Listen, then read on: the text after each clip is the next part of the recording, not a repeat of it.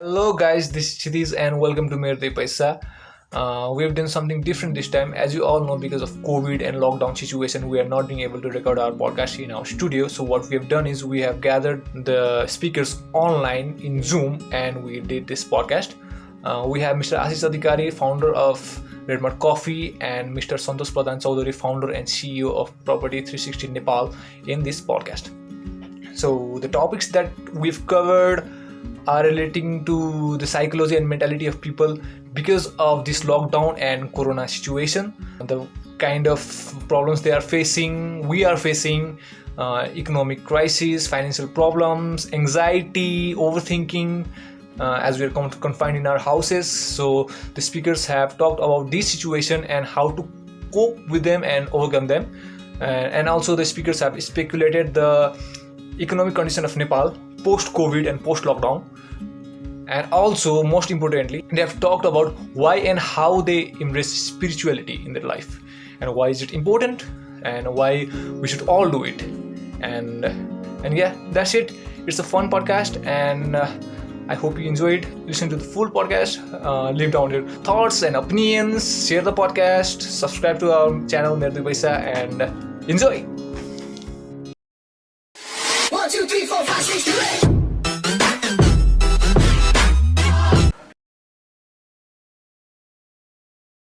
ल अब कुरा स्टार्ट गरिहालौँ. First thing first, hot topic. हजुरहरूको क्वारेन्टाइन डेज चाहिँ कस्तो भइरहेछ? Santosh, I shall begin. go for it. Okay ल. अनि फर्स्ट अफ अल त अब यो चाहिँ जुमको सेसनमा अनि फेसबुक लाइभको सेसनमा जो पनि चाहिँ दाजुभाइ दिदीबहिनीहरू साथीहरू जो पनि आउनु भएको छ, जो पनि अनि उहाँहरूले चाहिँ टाइम दिनुभएको छ, त्यसको लागि आइम रियली थ्याङ्कफुल. अनि चाहिँ we are really glad that you are here. अनि अस्ति नै पनि मैले एउटा चाहिँ सेसनमा भनेको थिएँ कि संसारमा सबैभन्दा इम्पोर्टेन्ट कुरा भनेको चाहिँ कसैलाई के गिफ्ट दिनुपर्ने छ भने त्यो गिफ्ट भनेको चाहिँ अटेन्सनको गिफ्ट हो अरे कि. सो कसैलाई पनि अटेन्सन दियो भने त्यो नै सबैभन्दा ठुलो गिफ्ट हो अरे. सो सबैभन्दा संसारमा अहिले दिन सक्ने सबैभन्दा ठुलो गिफ्टमध्ये एउटा अटेन्सन तपाईँहरूले दिइराख्नु भएको छ यहाँ हामीलाई, यो मेरो 2 पैसाको यो जुन चाहिँ टिमलाई अनि यो पोडकास्टलाई. So I'm really grateful for that. पहिलो कुरा चाहिँ त्यो. अनि अर्को कुरा भनेको चाहिँ कसरी समय गइराखेको छ भन्दाखेरि पढ्ने. अहिले हिजो भर्खरैदेखि मैले एउटा नयाँ कोर्स, कन्ट्र्याक्ट लको नयाँ कोर्स जोइन गरेको छु. सो अनलाइन कोर्सहरू लिइराखेको छु. अनि त्यहाँपछि किताबहरू पढिराखेको छु. एउटा अथर्ववेद, 4 वेदको सार पढिरहेको थिएँ. त्यसमध्ये चाहिँ अथर्ववेदको सार लास्टमा छ बाँकी, त्यो अहिले चाहिँ अलिक पढिराखेको छु. अनि अर्को भनेको चाहिँ अब चाहिँ लर्निङ नै हो. भिडियोजहरू हेरिराखेको छु, युट्युबमा भिडियोजहरू हेरिराखेको छु. कतिजनाले चाहिँ अब त्यो सिरिजहरू भनेर भन्नुहुन्छ, सिरिज र मुभी चाहिँ एउटा पनि हेर्न पाएको छैन मैले. मैले त्योभन्दा पहिला हेरिन्थ्यो अफिस भएको बेला, लकडाउन नभएको बेला. अहिले चाहिँ सिरिज र मुभी चाहिँ एउटा पनि हेर्न पाएको छैन, मैले हेरेको छैन भनौँ न. अनि त्यहाँपछि यो अहिले हामीले भर्खरै नयाँ चाहिँ रियल स्टेटको सो भनेर, रियल स्टेट 101 भनेर नयाँ रियल स्टेटको सो सुरु गरेका छौँ, रियल स्टेट 101 भनेर. सो अहिले त्यसमा त्यसको भिडियोजहरू चाहिँ प्रमोट गर्नलाई अनि एडिट गर्नलाई अनि त्यो अरू 2टा भिडियोजहरू आउनु बाँकी छ, त्यसैमा बढी समय गइराखेको छ. अनि त्यो प्रेटी मच सुत्ने, जतिखेर मन लाग्यो त्यतिखेर सुत्ने, जतिखेर मन लाग्यो त्यतिखेर खाने, त्यस्तै नै छ अहिले चाहिँ. So I'm pretty much enjoying this. मलाई चाहिँ I'm really enjoying this. Apart from त्यो कोरोनाको यतिवटा मान्छे भयो, उतिवटा मान्छे नभयो होइन, अपार्ट फ्रम त्यो एउटा स्ट्रेस, हसल एन्ड बसल चाहिँ मैले यो समय आफूमा इन्भेस्ट गरिरहेको छु, आफूमा खर्च गरिरहेको छु, पुरै आफूमा खर्च गरिरहेको छु. So I'm really grateful to corona that this happened. Ashish भाइ कन्टिन्यू. नमस्ते एभ्रिवान, धन्यवाद सबैजना आइदिनु भएकोमा. म चाहिँ basically majority of my time with family spend गरिरहेको छु. यसको आज अब हामी कति 26-27औं दिन आइपुगिसक्यौँ. सुरुको पाटोमा चाहिँ मैले अलिकति अध्ययनहरू पनि गरेँ, 1-2वटा किताब अडियो बुक्सहरू सकाएँ. सन्तोषले भनेको जस्तै मलाई पनि बरु पहिला सिनेमा, डकुमेन्ट्रिज, मुभीहरू हेर्न मन लाग्थ्यो. अहिले खासै मन लागिरहेको छैन र मैले धेरै जसो समय चाहिँ आफ्नो बच्चासँग, आफ्नो फ्यामिलीसँग नै बिताइरहेको छु. अहिले भर्खर रिसेन्टली अब सानोतिनो घरको चोर्सहरू जस्तो बाथरुम सफा गरिदिए, स्मल मा जोइ खोजेर चाहिँ अल्झिरहेको छु, रमाइरहेको छु भन्नु त्यसरी नै. ओके. सो अब म यो कन्भर्सेसन चाहिँ अलिक अगाडि बढाउँछु होइन. अनि हामी यहाँ किन भेला भएको एक्ज्याक्टली त्यसको सन्दर्भमा चाहिँ। अनि मैले आशिष दाइसँग धेरै टाइम बिताइसकेँ, अनि गएको पास्ट फ्यु मन्थ्समा सन्तोष दाइसँग पनि अफिसमा केही समय त बिताएँ मैले सन्तोष दाइसँग पनि। अनि जब आशिष दाई अनि सन्तोष दाई सँगै हुनुहुन्छ नि, अनि हजुरको कन्भर्सेसन सुन्दाखेरि क्या एउटा टाइपको कन्भर्सेसन चाहिँ कस्तो हुन्छ भन्दाखेरि you always say that you are striving to do something great for the society के, अब यो गर्छु, यो इम्प्याक्टफुल गर्छु भन्नुहुन्छ होइन। तर यही कुरामा पनि एउटा सानो एउटा एकदम सिग्निफिकेन्ट कुरा भन्नुहुन्छ, हजुरहरू दुवैजना यसमा अग्री पनि गर्नुहुन्छ। अनि यु अलवेज से द्याट त्यो पोइन्ट त आउँछ लाइफमा, तर त्योभन्दा पहिला we need to sustain our family, we need to sustain our self भन्नुहुन्छ। अनि यु से द्याट एउटा सर्टेन अमाउन्ट अफ मनी कमाएपछि सबैलाई ल मोज गरेर खाऊ बस अब म लाग्छु भनेर भन्नुहुन्छ। अनि यो मेन्टालिटी छ नि, यो मेन्टालिटी हजुरको भनेको पछि गएर सोसाइटीमा के राम्रो गर्ने भन्ने छैन, तर you are already involve in some kind of business होइन। भनेपछि हजुरको बिजनेसको मोटिभ चाहिँ के हो त? सर्भाइभल र सस्टेनेबिलिटी मात्रै हो कि बिजनेसको पनि एउटा सर्टेन केही एम्बिसन छ हजुर? सन्तोष? Okay, thanks. मेरो एउटा पछिल्लो समयमा चाहिँ म लास्ट 5 वर्ष अगाडिको सन्तोष प्रधान 2015 अथवा लेट्स से भूकम्प 2014-15 को सन्तोष प्रधान र अहिलेको सन्तोष प्रधानमा आएको परिवर्तन भनेको चाहिँ अहिले मैले के बुझ्न थालेँ भनेर भन्दाखेरि there is more to life than myself के। जन्मिएपछि एउटा मान्छे भएर जन्मिसकेपछि ह्युमन एउटा यो जुन शरीर धारण गरिसकेपछि ह्युमन भएर संसारमा आइसकेपछि चाहिँ तीनटा ऋण हुन्छ अरे के। प्राइमरीली 3टा ऋण हुन्छ अरे। पहिलो ऋण चाहिँ पितृ ऋण हुन्छ अरे। अनि त्यो पितृ ऋण भनेको चाहिँ परिवारको ऋण के, परिवारको ऋण, बुवा पितृ भनेको बाबाआमाको ऋण। अनि त्यो बाबाआमाको ऋण आफूले बोकिसकेपछि आफ्नो छोराछोरी अथवा आफ्नो परिवार, अनि त्यहाँ त्यो एउटा पहिला त्यो ऋण क्लियर गर्नुपर्छ अरे। त्यो ऋण क्लियर भनेको चाहिँ you have to make sure that your family is stable, you have to make sure that your family is financially independent। एउटा प्राइमरीली एउटा बेसिक चिजहरुमा मात्रै। अब फाइनान्शियल इन्डिपेन्डेन्स भनेको कति हो भन्ने पनि हुन्छ हैन। कसैको महिना 50,000 ले पनि पुग्छ, कसैको 25,000 ले पनि पुग्छ, कसैको चाहिँ महिनामा 5 लाखले पनि पुग्दैन। सो एउटा बेसिक स्ट्यान्डर्डको एउटा बेसिक लेभलको चाहिँ एउटा त्यो फाइनान्शियल स्टेबिलिटी पहिला फ्यामिलीलाई चाहिँ स्टेबल गर्नु पर्यो। त्यो पितृ ऋण तिर्नु पर्यो पहिला। अनि पितृ ऋण तिरिसकेपछि अनि राष्ट्र ऋण आउँछ अरे के। अनि त्यो राष्ट्र ऋण भनेको चाहिँ देशको ऋण के। यो जुन धरतीमा जन्मियो, यो जुन मातृभूमिमा जन्मियो हैन, जन्मिएपछि यसले जुन हामीलाई एउटा जन्मदर्ता दियो, अनि 16 वर्ष पुगिसकेपछि जुन नागरिकता दियो, जो जन्मदाताको आधारमा हामीले स्कुलमा एडमिसन गरेर चाहिँ स्कुल पढेर चाहिँ विद्यालय पढेर आएर चाहिँ आज अलिकति जान्ने बुझ्ने मौका चाहिँ पाएको छौँ, अनि चाहिँ नागरिकता दिएको छ। सो यो राष्ट्रप्रतिको पनि पितृ ऋण सकिएपछि त्यो राष्ट्रप्रतिको ऋण आउँछ अरे कि। पितृ ऋण पछि राष्ट्र ऋण। अनि त्यो राष्ट्र ऋण भने चाहिँ समाजको लागि के गर्ने, राष्ट्रको लागि के गर्ने। कसैले चाहिँ समाज सेवाबाट गर्छन् हैन, कसैले अभियानबाट गर्छन्, कसैले राजनीतिमै छिरेर गर्छन् हैन। अनि त्यो राष्ट्र ऋण सकिएपछि पनि हुन त जिन्दगीभर रहन्छ। अनि अर्को ऋण भनेको चाहिँ अस्तित्वको ऋण हुन्छ अरे। राष्ट्र त 1,47,000 नेपाल भन्ने भयो, 1,47,181 वर्ग किलोमिटरकोमा भयो, तर चाहिँ अस्तित्वको ऋण भनेको चाहिँ पुरा पृथ्वीकै के। पुरा पृथ्वीकै भनेको चाहिँ यो पृथ्वी आज म जे जस्तो मेरो बडी मैले जुन धारण गरेको छु, मैले जन्मियो 2 किलो त जन्मिया हो नि, अझ त्यो भन्दा 9 महिना अगाडि त म एउटा स्पर्म त हो नि। भन्न खोजेको मतलब जाइगोट त हो नि। मतलब के भन्दाखेरि आज मैले जुन बडी धारण गरिरहेको छु र यो जुन एक्सपिरियन्स गरिरहेको छु, यो एक्सपिरियन्स भनेको एकदमै ठुलो हात छ त्यसमा। भनेको मतलब मैले चामल खाएको, पिठो खाएको, गहुँ खाएको हैन, धान खाएको अथवा सब्जी खाएको, त्यही भएर मैले भन्न खोजेको चाहिँ यो अस्तित्वकै ऋण छ के। अनि हावाको ऋण छ, पानीको ऋण छ, त्यो सबै एकअर्कामा जोडिएको छ। त्यो अस्तित्वको ऋण भनेको चाहिँ I have to make sure that I love this and I have to make sure that यो मैले सुरुमा धरतीमा चाहिँ शरीर धारण गर्दाखेरि जस्तो स्वरूपमा थियो त्यो स्वरूप भन्दा बेटर स्वरूपमा छाडेर जान पाउन सकियोस् अर्को जेनेरेसनलाई भन्ने चाहिँ अर्को ऋण हो के। सो पहिला घरको ऋण, राष्ट्रको ऋण, अनि त्यसपछि प्रकृतिको ऋण, अस्तित्वको ऋण। यो सबै सकाएपछि चाहिँ अनि मान्छे धरतीमा आएको एउटा के भने सार्थक स्वरूप चाहिँ हासिल गर्छ मान्छेले भन्ने जस्तो। That's how I think. अनि यसमा हजुरको बिजनेसको कुनै एम्बिसन आउँदैन त? यो बिजनेसलाई एउटा सर्टेन लेभलमा पुर्याउँछु भन्ने? ओहो, आउँछ नआउने होइन। चाहिँ बिजनेसको पनि एम्बिसन हुन्छ। त पहिला चाहिँ बिजनेसको मात्रै एम्बिसन हुन्थ्यो कि। अहिले चाहिँ मैले के बुझेँ भनेर भन्दाखेरि चाहिँ बिजनेस चाहिँ गरेर धेरै चाहिँ $1 बिलियन बनाएर अथवा $1 मिलियन बनाएर अथवा बिजनेस नै प्राइमरी हो भनेर सबै त्यसमा लागिराखेन। आखिर मैले लिएर आएको केही पनि होइन, सबै छोडेर जानुपर्छ भनेर भन्दाखेरि यहाँ एक्सपिरियन्स मात्रै गर्न आएको हो कि हामीले। अहिले मैले बुझेको कुरा के भनेर भन्दाखेरि चाहिँ यो म मेरो परिवार, मेरो साथीभाइ, मेरो वरिपरि, मेरो देश अनि सम्पूर्ण अस्तित्व खुसी हुनुपर्ने रहेछ, ह्याप्पी हुनुपर्ने रहेछ, जोयफुल हुनुपर्ने रहेछ। प्राइमरी कुरा चाहिँ त्यो रहेछ कि प्राइमरी कुरा त्यो रहेछ। तर बिजनेसको जुन एम्बिसन सक्सेस हासिल नगर्नुपर्ने भन्ने खोजेको होइन मैले, गर्नुपर्छ तर ब्यालेन्समा राखेर गर्नुपर्छ। ब्यालेन्समा राखेर गर्नुपर्छ भनेर भनेको चाहिँ हाम्रो बिजनेस सक्सेस भएर पनि होइन, $मिलियन्स भए पनि there are so many people, so many families who are unhappy के। There are so many people who are unhappy, who are not joyful, who are in stress होइन। त्यो भन्दा पनि मोर इम्पोर्टेन्ट कुरा चाहिँ के रहेछ भन्दाखेरि अहिले मैले बुझेको कुरा चाहिँ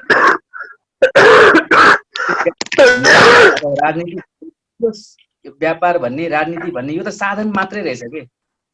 साध्य भनेको त खुसी हुनु रहेछ, खुसी बाँड्नु रहेछ होइन, जोयफुल हुनुपर्ने रहेछ, आनन्दित हुनुपर्ने रहेछ। साध्य भनेको मोक्ष प्राप्त गर्नुपर्छ। मोक्ष भनेको चाहिँ जीवन र जगत सबै बुझिसके ज्ञान हासिल गरिसकेपछि त्यो ज्ञान सबैलाई बाँड्नुपर्ने रहेछ। सबैभन्दा ठुलो साध्य भनेको चाहिँ त्यो रहेछ। खुसी हुनु चाहिँ अल्टिमेट अब्जेक्टिभ चाहिँ त्यो रहेछ कि लाइफको। अल्टिमेट अब्जेक्टिभ चाहिँ त्यो लाइफको भइसकेपछि अनि कम्पनी भने होइन, कम्पनीमा सक्सेस भने यो भने चाहिँ साधन मात्रै हो के, it's just the tools. So जहिले पनि साध्य इम्पोर्टेन्ट हुन्छ, साधन चाहिँ टुल मात्रै भयो। कम्पनीमा इट्स लाइक हासिल गर्ने राम्रो गर्ने चाहिँ सक्सेसफुल हुने, तर we have to always make sure and एउटा थिङ्किङमा के क्लियर माइन्डसेटमा के राख्नु पर्यो भनेर भन्दा मैले बुझेको अहिले माइन्डसेटमा के क्लियर राख्नु पर्यो भन्दाखेरि म र मेरो परिवार होइन, जुन सफलता हासिल भइराखेको छ, जुन पैसा हासिल भइराखेको छ, जुन चाहिँ एक किसिमको क्रेडिबिलिटी बनिरहेको छ, त्यसले are we happy or we are not. Primary कुरा चाहिँ त्यो रहेछ। सो साध्य प्रमुख कुरा हो, साधन चाहिँ छान्न सकिन्छ भन्ने कुरा। So I think I give a kind of. Ashish दाइ, हजुरको मेरो दुई पैसा यसमा? मेरो दुई पैसा मैले पनि एक्ज्याक्टली मैले यहाँ लेखेको नै अगाडि 2-4 वटा कुराहरू लेखिहालेँ दिमागमा आएको, र मैले पनि त्यही भनेको थिएँ कि मिन्स र गोल्स लेखेको थिएँ मैले। सन्तोषले अलिकति यो आध्यात्मिक रूपले भन्यो, मैले चाहिँ एउटा ओभरअल एउटा टाइम समय बिताइसकेपछि चाहिँ खालि आफ्नो लागि मात्रै गरौँ जस्तो चाहिँ फिलिङ हट्दो रहेछ। र आफूले जे गरेको काम छ त्यसको एउटा लार्जर पर्पस होस्, एउटा लार्जर इम्प्याक्ट होस्, र त्यसको बेनिफिट तपाईँलाई मात्रै होइन सबैलाई होस् भन्ने खालको एउटा सोच पनि हो। एउटा एन्टरप्रेन्योरको एउटा के भन्ने एउटा डिएनएमा त्यो हुनुपर्छ भन्छु म, र मैले धेरै जसो भेटेकोमा त्यो देख्छु पनि। सो त्यो कम्पनी, त्यो एम्बिसन, त्यो गोल्स, यो सबै चिजहरूको एउटा cumulation at the end of the day सबसे फारेस्ट लङ टर्म गोल चाहिँ एउटा सन्तोषले भने जस्तै ह्याप्पी हुनु र आफ्नो एउटा आफ्नो कामको एउटा परिचय, एउटा छाप दिनु नै हो। चाहे त्यो कुनै पनि मेथडबाट होस्, त्यो कम्पनीबाट होस् या कुनै एउटा सोसल अर्गनाइजेसन चलाएर होस्, कसैले स्कुल चलाएर होस्, हस्पिटल चलाएर होस्, भनेको आफ्नो त्यो बिगर पर्पससँग कनेक्ट गर्ने मिन्स मात्रै हो बिजनेस। त्यहाँबाट मैले सुरु गरेँ होइन। र अर्को एउटा कस्तो भने when we look at history and when we read, हाम्रो साहित्य पढ्यो भने पनि के भन्नुभएको थियो हाम्रो महाकविले, हातको मैला हो पैसा भनेको। त्यो कुरा बुझेँ एउटा उमेर आइसकेपछि चाहिँ त्यो भन्ने चिज चाहिँ तपाईँसँग आइरहन्छ गइरहन्छ as long as you're active. तपाईँको कर्म अन छ, तपाईँ नन स्टप काम गरिरहनु भएको छ र एफर्ट लगाइरहनु भएको छ भने त्यो पनि एउटा खोलाको बेग जस्तै हो।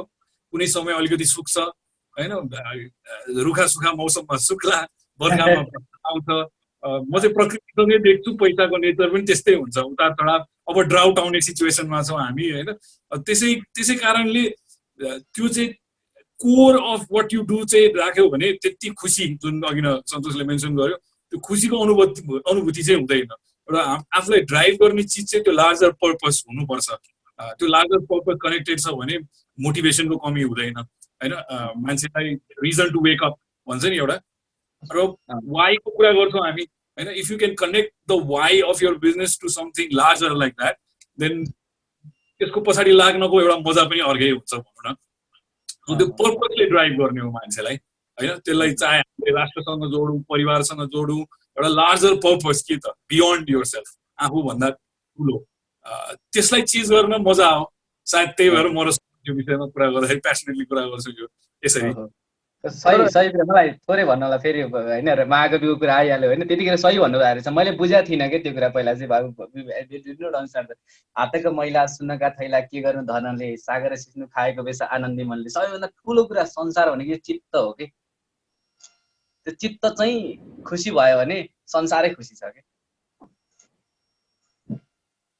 यही कुरासँग म एउटा कुरा जोड्छु हिजो भर्खर आशिष दाई मृत्यु पुसाबाट लाइभ जाँदाखेरि के भएको थियो भन्दाखेरि एकजनाले सोध्नु भएको थियो नि के अरे हामी 75 वर्ष बाँच्यो भने 25 वर्ष चाहिँ 8 घण्टाको सुत्ने हिसाबले 25 वर्ष चाहिँ हाम्रो सुतेरै बित्छ भनेको थियो कि होइन अनि त्यो चाहिँ एकदमै स्याड कुरा हुनसक्छ भन्छ क्या उहाँले चाहिँ अलिक जोक गरेर भन्नुभएको थियो तर मोस्टली अहिले के देखिन्छ भन्दाखेरि सोसियल मिडियामा अनि यो मिडियामा अनि हामीले बुक्सहरू पढ्दाखेरि के अरे एन्टरप्रेन्योर्सहरूको इन्टरभ्यू सुन्दाखेरि चाहिँ अनि hustle hustle hustle work hard relentlessly काम गरेको त्यसपछि अनि you need to connect dots अब त्यो कलेजबाट सकेपछि 30 सम्म तिम्रो यो ठाउँमा पुग्नु पर्यो 35 सम्म तिम्रो यो कुरा हुनु पर्यो तिमी सेटल भइसक्नु पर्यो यताउता सब कुरा भइरहेको हुन्छ नि त अनि अब फेरि हजुरहरूको एटिट्युडमा ल्याएर जोड्दाखेरि चाहिँ आशिष दाईसँग त टन्नै काम गरेँ मैले सन्तोष दाईसँग पनि काम गरेँ दुवैजना पुरा चिल्ड आउट हुनुहुन्छ तर दिनको एउटा सर्टेन चिल्ड आउट हुन्छ तर दिनको एउटा सर्टेन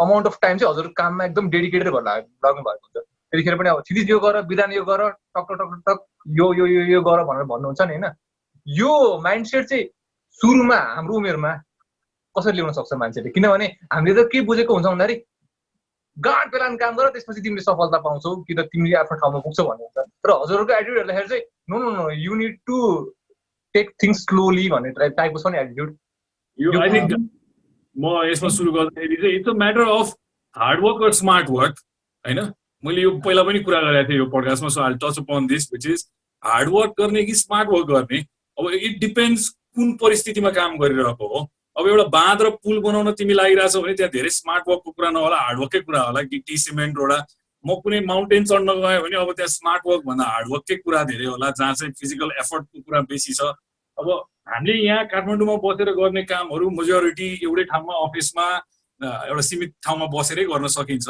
त्यस्तो समयमा चाहिँ मैले चाहिँ के देख्छु भने हामी बरु we seem very busy with so many things but productive कति काम चाहिँ प्रोडक्टिभ गरिरहेछौँ त हामीले त्यो चाहिँ अहिले धेरै कम देखिन्छ मैले अफिसमा नि यो मिटिङहरू गर्दाखेरि मैले यो भन्थेँ कि मलाई तिम्रो दिनको 3 घण्टा फोकस टाइम देऊ भन्थेँ मेरो अफिसको मान्छेलाई त्योभन्दा बेसी डिमान्ड पनि गर्दिनँ म भनेर त्यो 3 घण्टाको त्यो फोकस टाइमले चाहिँ बरु यति प्रोडक्टिभिटी क्रिएट गर्न सक्छ कसैले त्यो किताबमा 80-20 रुल भने होला प्रायोरिटाइजिङको कुरा हो and when you do this over and over again अब त्यो सोसियल मिडियाले के भन्छ कता के भन्छ त्यस्तो कुराहरू चाहिँ अब आफूलाई त्यो ग्रो गर्दै लिएर जाने हो अब उसले तिम्रो प्यारामिटर्सहरू सेट गर्ने कि तिमीले आफै भन्ने कि भोलिको दिनमा आफूले कसैलाई टु डु लिस्ट काम लाग्ला कसैलाई के काम लाग्ला यति धेरै प्रोडक्टिभिटी टुल्सहरू छ हामीसँग तर मान्छे प्रोडक्टिभ चाहिँ छैन फेरि अहिले सो म त्यहाँ चाहिँ एउटा कुरा के देख्छु भने जो चाहिँ अलिकति काम कलेक्टेड कन्सियस हुन्छ त्यो मान्छेले चाहिँ आजको मेरो अब्जेक्टिभ्सहरू के त जस्तो म normally if I have 20 things to tackle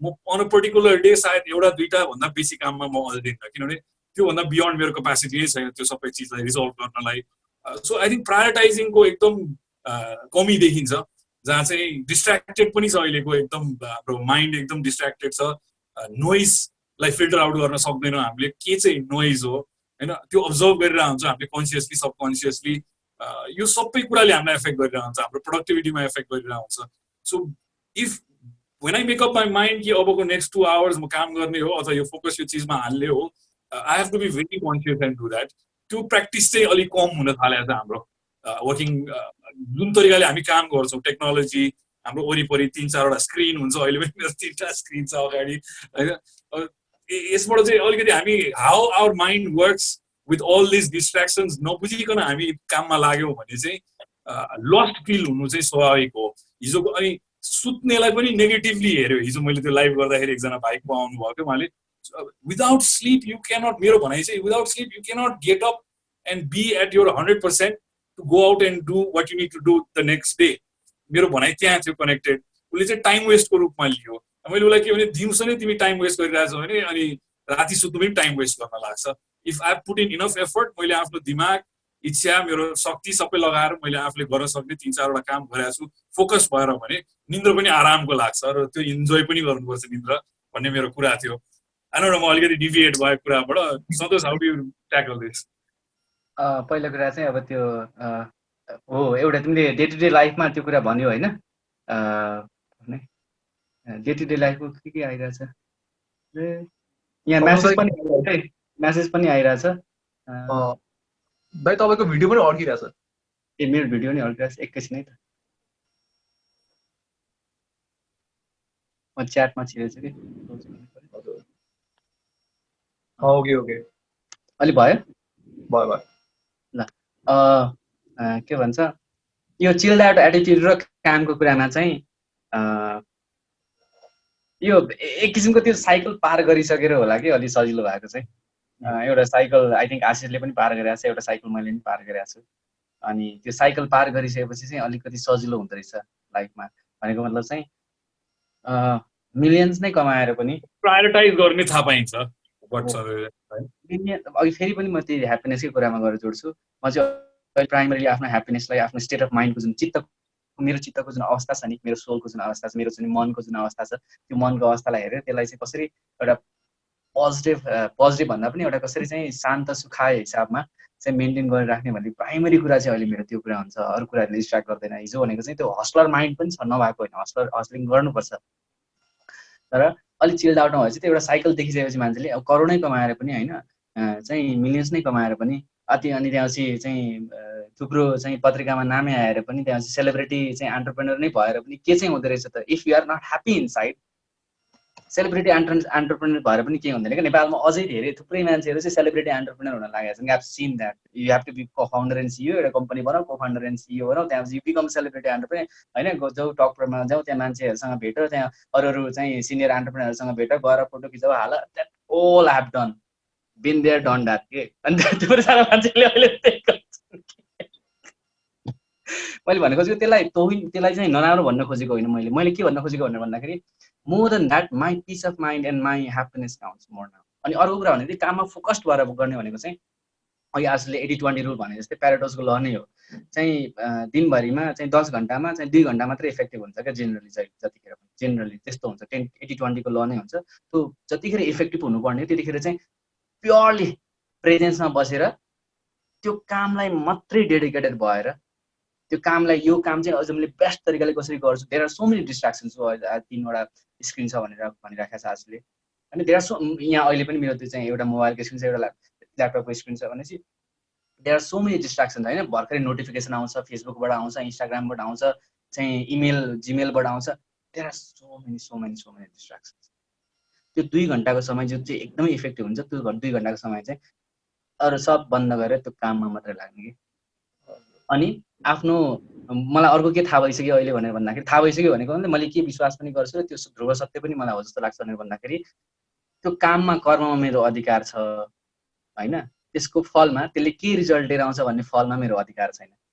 मैले अस्ति मेरो दुई पैसाको पोडकास्टमा पनि भनेको छु. भागवत गीताको एउटा श्लोक छ त्यो कर्मको बारेमा. त्यसले भन्छ कि कर्म चाहिँ गर्नुपर्छ भने 2 घन्टा कर्म चाहिँ मेरो गर्नै पर्छ. मैले कर्म चाहिँ एकदमै डेडिकेटेड हिसाबले बेस्ट आई क्यान गिभ. झाडु नै लाउँछ भने नि 100% दिएर झाडु लगाऊ के. सही कुरा. I believe in I agree on that. 100% दिने. तर त्योभन्दा बाहेक चिल्ड आउट बस्ने कि त्योभन्दा बाहेक स्ट्रेस लिएर काम छैन. रिजल्टमा मेरो हात छैन भनेर पनि रिजल्टमा मेरो चाहिँ ऊ छैन भनेर भनेपछि रिजल्टमा मेरो चाहिँ कन्ट्रोल छैन भनेर भनेपछि I think I should not be bothered on that side. त्यसले मलाई धेरै खुसी पनि धेरै दुःख पनि दिनु भएन.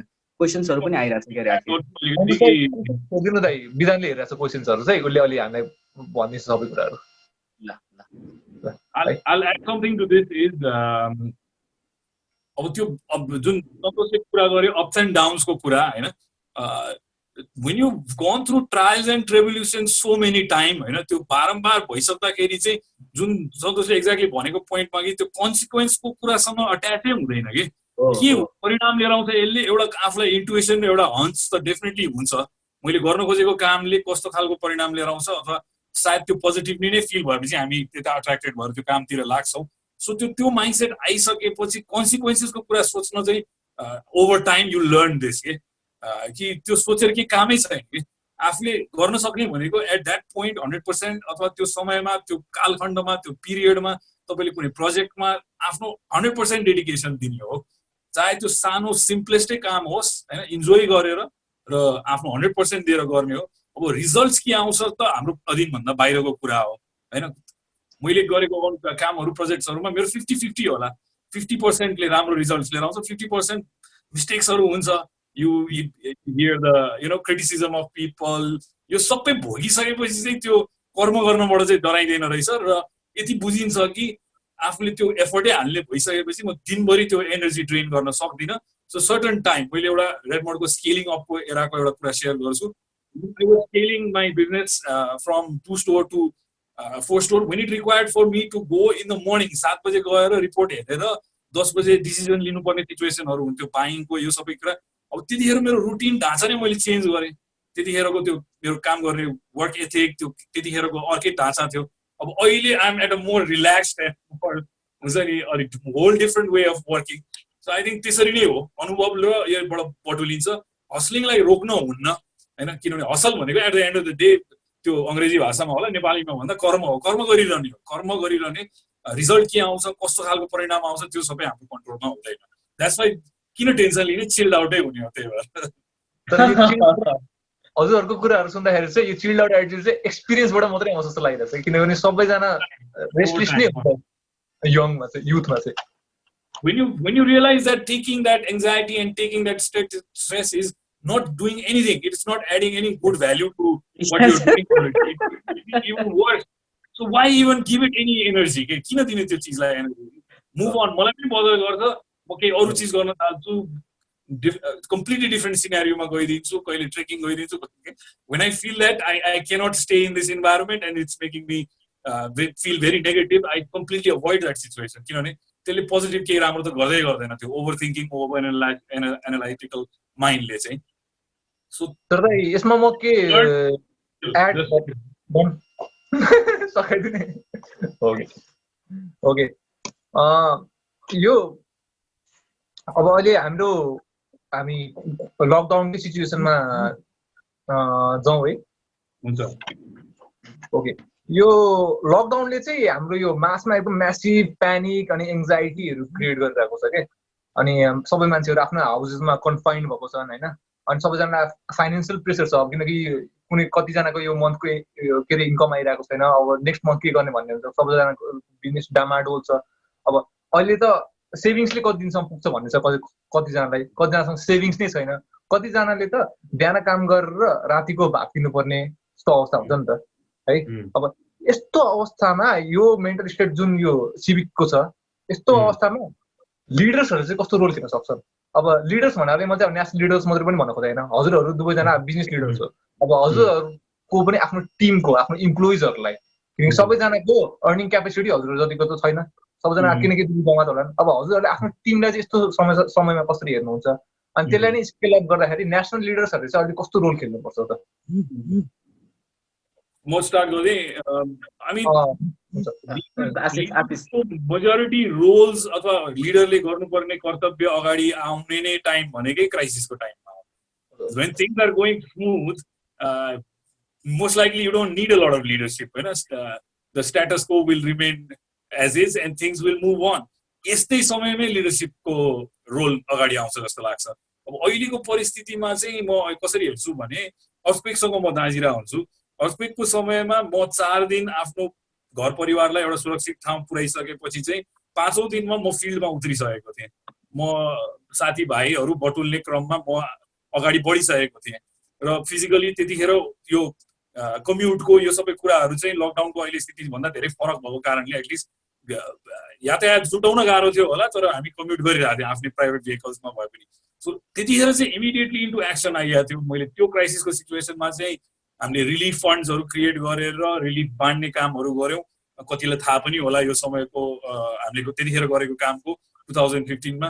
तर this time it has been a bit difficult and different because घरबाट मै पनि यो गएको 25-26 दिनमा 2 चोटि औषधि पसलसम्म गएँ। म त्यो बाहेक म निक्लिनै पाएको छैन र अन्युअल छ। यताबाट एउटा कुरा आइरहेछ, अर्कोबाट अर्को कुरा आइरहेछ। सो जुन किसिमको एक्सन लिन चाहिरहेछ हामीले, तर त्यो लिने वातावरण भइरहेको छैन होइन।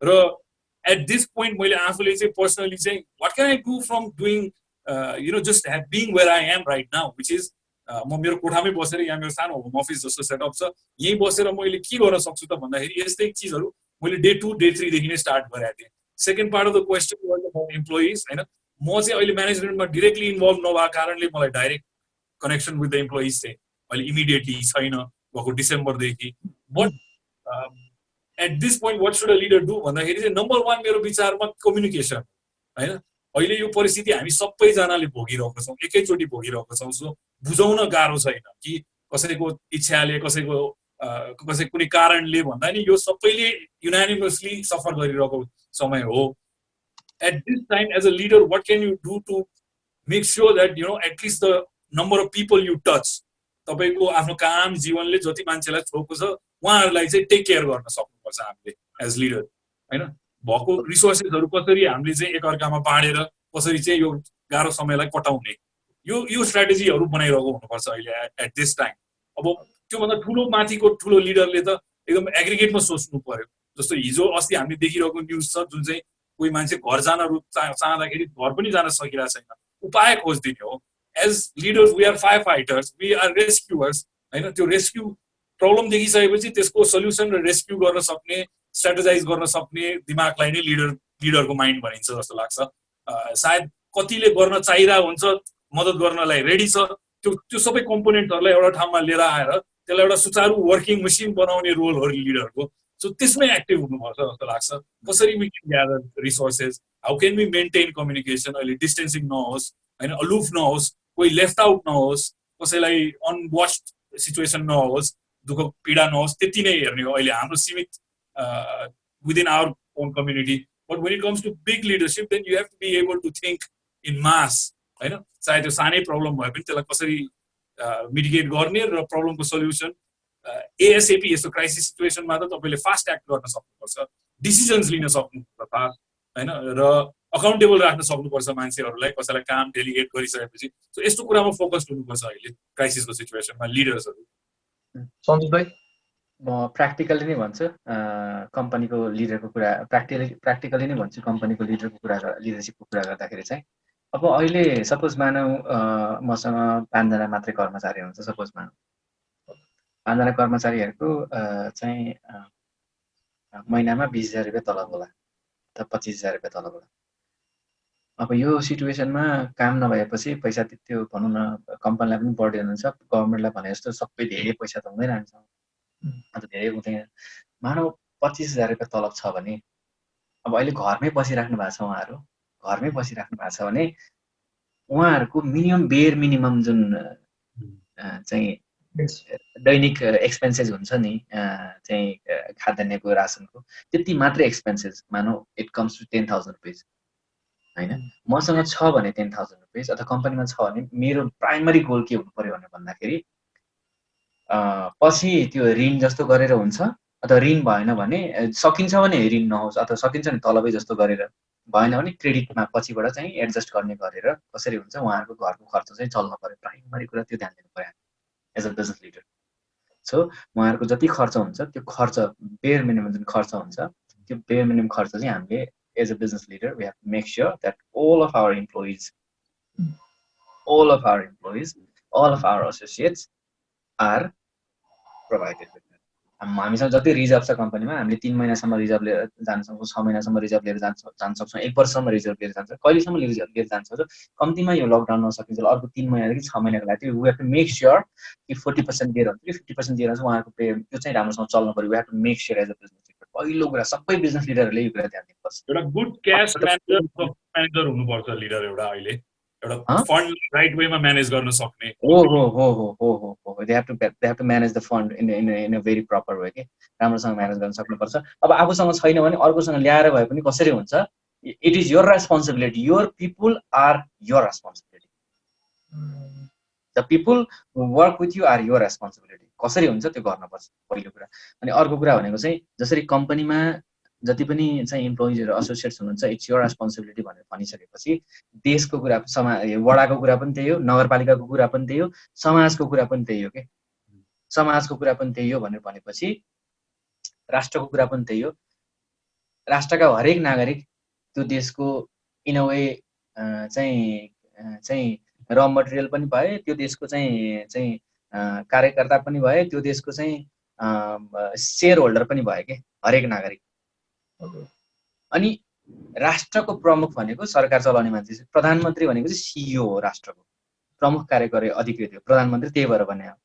सो प्रधानमन्त्री have to make sure it is प्रधानमन्त्री prime minister's responsibility, and prime मिनिस्टरकै सबै गएर हरेक घरमा जानुपर्छ भने त्यो पोसिबल पनि छैन, तर प्राइम मिनिस्टरले सबै एउटा पोलिसी बिल्ड गर्नुपर्छ जुन पोलिसीले चाहिँ हरेक घरमा चुलो बोलोस्, जुन पोलिसीले चाहिँ हरेक चाहिँ नागरिकको घरमा चाहिँ नागरिकले चाहिँ जुन अहिले जुन अवस्था देखिराखेको छ नि होइन, यो बाटोमा भएको यो देखेर त चाहिँ एक किसिमको यस्तो फ्रस्ट्रेसन, यस्तो रुन मन लागिरह्यो भने त्यो रुन भन्ने कि एङ्गर पनि फ्रस्ट्रेसन पनि स्याडनेस पनि सबै के होइन। त्यो मान्छेहरू हिँड्दै गइरहेको मान्छे कति पीडा भइरह होला, कति दुःख भइरह होला कि तिमीलाई होइन। आखिर यिनी यसै पनि घर गइरहेकै छन्, क्वारेन्टाइनमा चाहिँ गाडीमा पुर्याइदिएर राम्रोसँग गाडी सेनिटाइज गरेर क्वारेन्टाइनमा पुगाएर चाहिँ क्वारेन्टाइनमा चाहिँ उता लगेर राखे भइहाल्थ्यो नि। तर यस्तो त्यो पीडा त्यो चाहिँ रुँदै हिँड्नुपर्ने चाहिँ भोकै हिँड्नुपर्ने त्यो स्थिति हुँदैन थियो नि। सो म सिइओको as a CEO as a prime minister's failure देख्छु कि सबैभन्दा पहिला चाहिँ प्राइम मिनिस्टर भनेको सबै सरकार पनि भयो, सरकार भएपछि सरकारले इन्स्ट्रक्सन गर्ने सबै चाहिँ डिसिजनहरू भयो। एउटा कुनै बस सञ्चालकलाई सेनिटाइज गरेर गाडी भाडा पनि म दिन्छु, 40 जना अट्ने गाडीमा 20 जनालाई लग होइन। आजको दिनमा इन्धनको पनि एक्सेसै होला अहिले होइन। त्यो देखिसक्दाखेरि चाहिँ तपाईँले डेलिगेट कसरी गर्नुहुन्छ आफ्नो टिम, आफ्नो क्याबिनेट, त्यो संयन्त्र जे छ हाम्रो गभर्मेन्ट चलाउने, त्यो त ओनरसिप हो नि त। त्यो रेस्पोन्सिबिलिटीको ओनरसिप र त्यो डेलिगेसन गर्न सक्ने पावर हो एउटा लिडरले पोजेस गरेको एउटा पावर। सबै चिज सक्दो भने आफै गएर गर्ने त अवश्य होइन। को राइट व्यक्ति हो त त्यसलाई एक्जिक्युट गर्ने? त्यो मान्छेलाई परिचालन गर्नु पर्यो र त्यसले गरेन भने भोलि त्यसलाई दण्डित गर्न सक्नु पर्यो। That's why he has been appointed CEO. All share holders, यो देशको हरेक नागरिक यो देशको एउटा शेयर होल्डर हो के। देशलाई कम्पनी मान्ने हो भने हरेक नागरिक यो देशको एउटा शेयर होल्डर हो। शेयर होल्डरहरु मध्ये मेजोरिटी अफ द शेयर होल्डरले उसलाई सिइओ बनाएको। त्यो सिइओ को रेस्पोन्सिबिलिटी हो कि हरेक उसको शेयर होल्डरलाई, हरेक उसको कर्मचारीहरूलाई राम्रोसँग उसले ट्रिट गर्नुपर्छ र राम्रोसँग उसले सकेसम्म राम्रोसँग व्यवस्थापन गर्नुपर्छ। त्यो उसको रेस्पोन्सिबिलिटी हो, जुन रेस्पोन्सिबिलिटीमा आजको सरकार चाहिँ हेर्दाखेरि हैन पब्लिकली मिडिया मैले आफैले प्रत्यक्ष देखेँ, तर मिडियामा सोशल मिडियामा चाहिँ मिडियामा प्राइमरी मिडियामा देखिन्छ त्यो हेर्दाखेरि दे हैव फेल्ड मिजरेबली भन्ने कन्फर्म हुन्छ। हो, अहिले गभर्नमेन्ट कति डिस्फङ्क्सनल छ भन्ने त्यो नाङ्गिएको छ एकदमै। हो हो हो हो। सो त्यो कारणले गर्दाखेरि चाहिँ एनीवेज हामी कहाँ थियो कुरालाई अगाडि बढाउँ। हामी एउटा कम्पनी पनि देश पनि एउटा कम्पनी हो के। देश पनि एउटा कम्पनी हो, देशको पनि आम्दानी हुन्छ, खर्च हुन्छ के। अनि देशको चलाउनलाई पनि चाहिँ कर्मचारीहरू हायर गरेको हुन्छ के। यो सबै मन्त्री प्रधानमन्त्री यो सबै कर्मचारी हायर गरेको त नि हो। अनि कर्मचारीले राम्रो कर्मचारी हायर गरे हामीले कर्मचारी कम्पनीमा हायर गर्यौँ, त्यो कर्मचारीले राम्रोसँग काम गरेर भने फायर गर्छौँ होइन हो। तर यहाँ त्यस्तो खालको स्थिति बनाएको छैन, समय आउँदैछ भन्ने चाहिँ लागेको छ होइन। त्यो पावर हामीसँग छ, त्यो फायर गर्ने पावर हामीसँग छ भनेर बहनै गरिसकेको छैन नेपाली जनताले, बुझिसकेकै छैन। हो हो हो हो। के भन्छ यो चाहिँ बिस्तारै हामीले मान्छेहरूलाई चाहिँ उ गर्न सक्यौँ, मान्छेहरूलाई चाहिँ बिस्तारै एजुकेट गर्न सक्यौँ, यो कुरामा चाहिँ जानकारी दिन सक्यौँ। हुँदाखेरि चाहिँ एउटा लिडरको अर्को एउटा रोल पनि हुन्छ भन्छु म। आज हामीले यो काम पुरा गरिरहेछौँ भने चाहिँ यो कुरा मलाई जोड्न के मन लाग्यो भने अहिले मैले के बुझ्छु भने यो स्थितिमा चाहिँ चेतनाको स्तरलाई पनि माथि उचाल्न सक्नु पर्यो हामीले। अहिले हामी हाम्रो फङ्सन, हाम्रो स्टेट, हाम्रो संयन्त्रहरू कुन चुस्त तरिकाले चलिरहेछ त हामी देखिरहेछौँ। सो अब फेरि फर्केर मैले त्यही भन्छु, अर्थक्वेकको टाइममा सिकाएको लेसन हामीले एकदम छिटो बिर्स्यौँ। अब यो कोभिडले सिकाएको लेसन पनि हामी के 5-6 महिनापछि फेरि बिर्सेर नर्मल दाल भात तरकारीमै पुग्ने हो भने त यसले केही पनि सिकाएर गएन हामीलाई। सो एज अ लिडर चेतनाको स्तर पनि बढाउनु पर्यो हामीले इन्डिभिजुअल लेभलमा, चाहे हाम्रो अर्गनाइजेसन होस्, हाम्रो कम्युनिटी होस्। हामीले मेरो दुई पैसाबाट अहिले यो गर्न खोजेको नि त्यही हो, रेगुलरली गरौँ सो द्याट मान्छेको कन्सियसनेस अलिकति माथि जाओस् होइन। हामीले आफूले चुज गरेर पठाएको लिडर्सहरूलाई जो होस्, त्यो कम्पनीको सिइओ होस् या देशको प्रधानमन्त्री, उसलाई अकाउन्टेबल बनाउन सकौँ, हामीसँग छ त्यो पावर। ओके, अब यो अहिलेको सिचुएसनमा सेल्फ सस्टेनेन्सको पनि कुरा आएको छ नि है दाइ। जस्तो अब भनौँ न यस्तो टाइममा हाम्रो राष्ट्रले केही इम्पोर्ट पनि गर्न सक्दैन अनि हाम्रो खाद्य वस्तुहरू पनि म्याक्सिमम चाहिँ इम्पोर्टै भएर आउँछ नि त जब कि नेपाल एकदम एग्रिकल्चरल कन्ट्री हो है अनि हामीले सान्दै पढ्दै आएको एग्रिकल्चरल कन्ट्री हो नेपाल भनेर अब अहिले यो कोभिड सिचुएसन अनि कोभिड सिचुएसन पछिको सबको यो डाइरेक्ट चाहिँ के चलिरहेको छ भन्दाखेरि अब कस्तो खालको बिजनेस फ्लोरिस हुन्छ कस्तो इकोनोमी के हुन्छ भनेर सबजना डिजिटल प्लेटफर्म खतरा एपहरू निक्लिनुपर्छ अब अनलाइन क्लासेसहरू यताउता कुराहरू मात्रै भनिरहेको छ कि पेमेन्ट मिडियमहरू तर मैले मेरो साथीसँग कन्भर्सेसन गर्दाखेरि के रियलाइज गरेँ भन्दाखेरि चाहिँ हाम्रो एग्रिकल्चर पनि त एकदम यो हामीले ध्यान दिनुपर्ने कुरा हो नि त किनभने यस्तो सिचुएसन त अब यो भ्याक्सिनेसन आएन भनेर होइन यो पेन्डेमिक त आइरहन्छ होइन अनि हामी सेल्फ सस्टेनेबल नै छैनौँ भने त अब पछि त खानेकुराकै वान्दा हुन्छ नि त अब हामीले आफ्नो फुड प्रडक्ट्सहरू आफै बनाउन सक्छौँ भने कमसेकम भोकै त कोही मर्दैन नि त अनि यो कोभिड सिचुएसन पछि चाहिँ हाम्रो नेपाल एज अ कन्ट्री हामी सिभिलियन्सले पनि एग्रिकल्चरलाई चाहिँ कति फोकस गर्नुपर्छ अनि कसरी गर्न सकिन्छ गाह्रोको अलिकति टिप्पणी मेरो विचार थियो यो चाहिँ एकदमै अब जस्तो मैले नै यो कुरा म भनिरहेको हुन्छु मैले अगाडिको सेसनहरूमा पनि मैले भनेको थिएँ कि कहाँ अहिलेको समयमा म के हेरौँ भन्दाखेरि मैले एकजना मेरो मेन्टीलाई के सजेसन दिएको थिएँ भने आजको दिनमा इम्पोर्ट एक्सपोर्टको हाम्रो रेसियो के छ हेर र त्यसमा के प्रडक्ट्सहरू नेपालमा आइरहेको छ होइन र के प्रडक्ट्स हामीले एक्सपोर्ट गरिरहेको छौँ सो जे प्रडक्ट्स हामीले इम्पोर्ट गरिरहेको छौँ कति पर्सेन्टेज हामीले यी लोकली नै प्रड्युस गरेर फुलफिल गर्न सक्छौँ यस्तो चिजहरू डाटाहरू छ if you do some deep research you will find मैले एक दुईवटा वेबसाइट हेरेको छु off the top of my head अहिले मसँग आइरहेको छैन so if we look at that then हाम्रो खल्तीबाट गइरहेको पैसा कहाँ गइरहेको छ हामीले ट्र्याक गर्यौँ दोस्रो कुरा इफ हामीले त्यो पैसालाई नेपालकै इकोनोमीमा सर्कुलर इकोनोमीमा घुमाउन सक्यौँ भने चाहिँ भोलिको दिनमा यस्तो क्राइसिस फेरि आउँदैन भन्ने त छैन हामी अर्थक्वेक प्रोन जोनमा बस्छौँ हामी यो फेरि सिचुएसनमा हुन सक्छौँ हामी चाइना र इन्डियासँग यति डिपेन्डेन्ट छौँ भोलि कुनैको पोलिटिकल चेन्जेस अगाडि आइदियो कमिङ डेजमा भने तिमीले भने जस्तै तिमीले प्रयोग गरेको शब्द वान्दा लाग्नेवाला छ होइन सबको लागिसक्यो सो अब यो वेकअप कल चाहिँ हो हाम्रो लागि हामीले आफ्नो कम्युनिटिजहरू कसरी चाहिँ बिल्ड गर्यौँ त अहिले म मेरो घरकै वरिपरि हेर्छु 4वटा 5वटा सानो प्लट्सहरू बाहेक ओपन ठाउँै छैन कहीँ गएर केही काम गर्ने तर यति अहिलेको यो 1 महिनाले के सिकायो भने मेरो कम्युनिटीको मान्छेहरूले पहिला त्यहाँ फोहोर फाल्टे त्यहाँ अरू चिज कसैलाई त्यहाँ ध्यान दिएन अहिले सबैले त्यो खाली टाइम यति भयो त्यहाँ गोडमेल गरेर तरकारी रोप्न थालिसक्यो मान्छे सो आई थिङ्क अब हेर्ने दृष्टिकोण बिजनेसेसको होस् या इन्डिभिजुअलको होस् सस्टेनेबिलिटी नै हुनुपर्छ होइन आफूले के कन्ज्युम गरिरहेको छु आफ्नो फुडको सोर्स यो सबै कुरा हामीले बुझ्न सकेनौँ र आफू सेल्फ सस्टेन भएनौँ भने हामी फेरि यही सिचुएसनमा हुन्छौँ स्क्वायर वानमा हुन्छौँ फेरि जुन चाहिँ म फेरि त्यही अर्थक्वेककै टाइमसँग रिलेट गर्छु 2015ले त्यो लेसन मलाई सिकाएको थियो कि मैले फिल गरेको थिएँ तर हामीले कति छिटो बिर्स्यौँ मैले पनि बिर्सेँ होला र तिमीले जुन काम अहिले नयाँ बिजनेसको कुरा एप्लिकेसन्सको कुरा वाटेभर टेक्नोलोजीको कुरा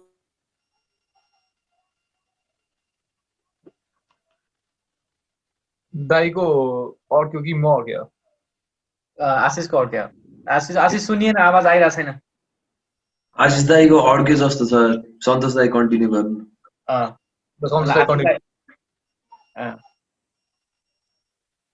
एग्रिकल्चरमा आशिष त अब त्यो के भन्छ त्यसको साउन्ड उसको साउन्ड भएछ एनिवे आशिष साउन्ड आवाज आइरहेको छैन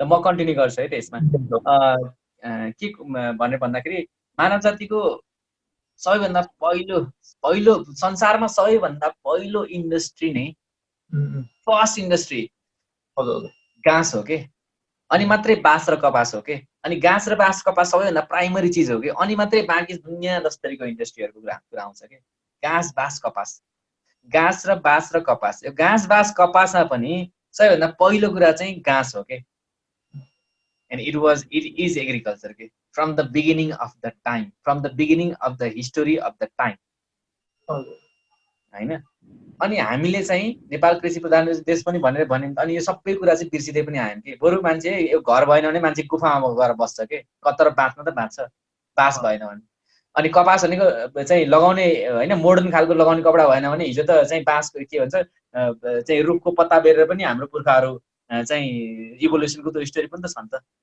हो मैले भन्न खोजेको चाहिँ agriculture is the primary thing primary industry primary sector that sustains humanity. अनि हामी बिचमा धेरै यताउता धेरैतिर लाग्यौँ होइन। अब फेरि हामी एग्रिकल्चरमै फर्किनुपर्छ। अब हिजो अस्ति जस्तो चाहिँ एकदम पेटी चाहिँ एग्रिकल्चरमा भनेर भन्दाखेरि पनि लार्ज इन्डस्ट्रियल स्केलको एग्रिकल्चरमा हामी फर्किनुपर्छ भन्ने जस्तो मलाई लाग्छ। नेपाल एग्रिकल्चरको लागि एकदमै चाहिँ सुइटेबल, एकदमै चाहिँ राम्रो ठाउँ छ होइन। प्रकृतिले हामीलाई त्यो वरदान दिएको छ, त्यो वरदानलाई हामीले बिर्स्यौँ के। हाम्रो म त नीति निर्माताहरूमा दोष देख्छु के। नीति निर्माताहरूमा कसरी दोष देख्छु भनेर भन्दाखेरि यो दूरदर्शी हुनु पर्यो, दूरदर्शी हुनु पर्थ्यो। 15,000मा 20,000मा 25,000मा खाडीमा चाहिँ हाम्रो श्रमशक्ति चाहिँ पठाउन सक्ने मान्छे, पठाउन सक्ने चाहिँ नीति निर्माण गर्ने मान्छेहरू यिनीहरू नै होइनन्। त्यतिखेरै कृषिमा चाहिँ राम्रोसँग आधुनिकीकरण गर्ने, कृषिमा चाहिँ राम्रोसँग चाहिँ ऋण सहुलियतहरू दिएको भए, कृषिलाई चाहिँ एउटा सम्मानित मर्यादित एउटा चाहिँ ग्ल्यामरस पेसाको रूपमा चाहिँ डेभलप गरेको भए राज्यको त्यो चाहिँ एउटा पर्सेप्सन बिल्ड गर्ने चाहिँ राज्य त्यो नीति निर्माण गर्ने राज्यको काम हुन्छ कि। त्यो गरेको भए आज हामीले चाहिँ चामल, अनि आज चामल चाहिँ इन्डियाबाट इम्पोर्ट गर्नु पर्दैन थियो। आज हामीले, मैले सुनेको छु दाल चाहिँ क्यानाडाबाट इम्पोर्ट हुन्थ्यो अरे अस्तिसम्म। हामीले जति पनि कन्ज्युम गर्छौँ नि, त्यो कन्ज्युम गर्ने चाहिँ हामी आफै चाहिँ सस्टेनेबल तरिकाले चाहिँ उ गर्न सक्छौँ, के भन्छ सस्टेनेबल तरिकाले चाहिँ हामी प्रोडक्सन गर्न सक्छौँ। सरकारले कृषिमा होइन कुनै पनि बाँझो, अब मलाई लाग्ने कुरा भनेको चाहिँ मैले सल्लाह दिँदाखेरि सरकारलाई के हुन्छ भनेर भन्दाखेरि सरकारलाई अथवा हामीले नीति निर्माण गर्ने मान्छेहरूलाई चाहिँ कुनै पनि जग्गा, देशको कुनै पनि जग्गा, चाहे त्यो प्राइभेट जग्गा होस् चाहे त्यो पब्लिक जग्गा होस्, कुनै पनि जग्गा बाँझो हुनु हुँदैन होइन। कसैले बाँझो राख्छ भने त्यसमा बरु बढी ट्याक्स लगाउनुपर्छ। र सरकारी जग्गा छ, प्राइभेट जग्गा छ भने थोरै ट्याक्स लिएर चाहिँ जसले चाहिँ उत्पादन गर्न चाहन्छ, ठुलो कम्पनीजहरूले जसले उत्पादन गर्न चाहन्छ उहाँहरूलाई मजाले चाहिँ लिजमा दिए हुन्छ। हो यति प्रोडक्सन, यो सामान, यो चाहिँ एग्रिकल्चर प्रोडक्ट यति प्रोडक्सनमा तपाईँले राज्यलाई चाहिँ बुझाउनुपर्छ। तपाईँले ट्याक्स नलिने, कर नलिने, भाडा पनि नलिने, तर उहाँहरूसँग सामान लिने। तपाईँहरूले यति सामान बुझाउनै पर्छ, बुझाउनु भयो भने तपाईँहरूलाई पेनाल्टी लाग्छ भनेर पेनाल्टीको व्यवस्था गर्ने कि, अडिटको व्यवस्था गर्ने कि। यतिका विधि चाहिँ कृषि इन्जिनियरहरू छन् त देशमा। उहाँहरूले चाहिँ नियम, उहाँहरूले चाहिँ पोलिसी बनाउनुहुन्छ नि त। नेपालको कुन ठाउँमा के चाहिँ कुन खालको चाहिँ कृषिको चाहिँ फसल रोक्दाखेरि त्यो कुन ठाउँमा चाहिँ बेस्ट हुन्छ भनेर उहाँले चाहिँ एउटा प्लान पोलिसी बिल्ड गर्नुहुन्छ नि। म भोलि पोलिसी मेकिङ चाहिँ गर्ने ठाउँमा पुग्यो भने नेपालको कुनै पनि जग्गा जमिन बाँझो रहन दिने होइन। कम्तीमा महिनामा 15,000 20,000 जतिमा खाडीमा मान्छेहरू काम गर्न गइरहेछन् त्यो श्रम शक्तिलाई कम्तीमा 15,000 रुपियाँ 20,000 रुपियाँ दिएर यही देशमा राखेर गर्न सकिन्छ। त्यसको लागि सरकारको सबैभन्दा प्राइमरी रोल नै सरकारको हुन्छ। कृषिमा हामी एकदमै आत्मनिर्भर नभइकन कुनै पनि देशको सार्वभौम सत्ता सुरक्षित हुँदैन। अब अहिले हेर न, 2 महिना अझै रोकियोस् यो होइन। सरकारले 6 महिनादेखि 8 महिना हुन्छ जेनरली हामीसँग चाहिँ रिजर्भमा। 3 करोड नभए अहिले 2.5 करोड पपुलेसन छ। 2.5 करोड पपुलेसन छ अहिले हामीसँग। 2.5 करोड पपुलेसन छ भने 2.5 करोड पपुलेसनमा आज जति पनि चाहिँ मिलमा रिजर्भ छ, व्यापारीहरूकोमा रिजर्भ छ चाहिँ खानेकुरा, त्यहाँ चाहिँ मिलमा रिजर्भ होला। जति पनि रिजर्भ भएका जति पनि सामानहरू छन् नि, जति पनि सामानहरूले गर्दाखेरि टोटल अब हामीले उत्पादन गरेन भने, उत्पादन बन्द भयो भने कति महिनासम्म टिक्छ त? 6 महिनादेखि 8 महिनासम्म टिक्छ भनेर भन्छ। फेरि 6 महिनाबाट फेरि 4 महिनामा चाहिँ लिएर आयो, 4 महिनामा भनेर भन्छ। भनेपछि अर्को 2 महिना 3 महिना यसरी नै हामीले उत्पादन नगरिकन खालि कन्ज्युम मात्रै गर्दै जाने हो भने भोलि पैसा हुँदा पनि त्यो सामान किन्न पाइँदैन कि। इन्डियाबाट लिएर आउनु त मिल्दैन, विदेशबाट लिएर आउनु त मिल्दैन। अनि त्यो बेलामा कस्तो खालको पोलिसी, कस्तो खालको जनतालाई कसरी फिड गर्ने, जनतालाई चाहिँ कसरी चाहिँ फिड गरेर राख्ने भन्ने कुरा चाहिँ त्यो सरकारको रेस्पोन्सिबिलिटी हो भनेर भन्छु कि मैले। सरकारको रेस्पोन्सिबिलिटीमा ध्यान दिनै पाएको छैन। उसलाई त्यो स्वास्थ्य सामग्रीमा चाहिँ खरिदमा चाहिँ कसरी सेटिङ मिलाएर कमिसन हान्ने भन्नेमै चाहिँ कसरी कुन चाहिँ व्यापारीलाई क्रोनिक क्यापिटलिजम भएको छ कि अहिले। कोही व्यापारीहरूलाई कुन चाहिँ व्यापारीलाई चाहिँ सेटिङ मिलाएर कसरी कमिसन खाने भन्ने कुरामै सरकारको ध्यान, प्राइमरी चाहिँ ध्यान त्यसमा गएको छ भन्ने जस्तो लाग्छ। अनि यिनको बोली हेर, यिनको अहङ्कार कस्तो खालको छ कि। अब अझै यस्तो 2 महिना स्थिति होस्, मान्छेहरू रोडमा आउँछन् कि। आज हिजो मैले न्युज सुनिरहेको थिएँ, अमेरिकामा ट्रम्पमा बन्दुक लिएर मान्छे रोडमा चाहिँ निस्किरहेछन् लकडाउन बन्द गरेर भनेर, बन्दुक लिएर निस्किरहेछन्। 2 महिना यस्तै होस्, नेपालमा पनि त्यो स्थिति आउँदैन भनेर भन्न सकिन्न। यो चाहिँ सरकार चलाउने सिइओहरू भने ग्रीसमा के भयो, भेनेजुएलामा के भयो त्यसको पनि उदाहरण लिन सक्छौँ सन्तोष हामीले। ग्रीस र भेनेजुएलाको इकोनोमिक्स विदाउट द क्राइसिस कुन परिस्थितिमा पुग्यो आफू सेल्फ सस्टेनिङ नहुँदाखेरि। सरी म बिचमा इन्टरप्ट भयो, I'm jumping in.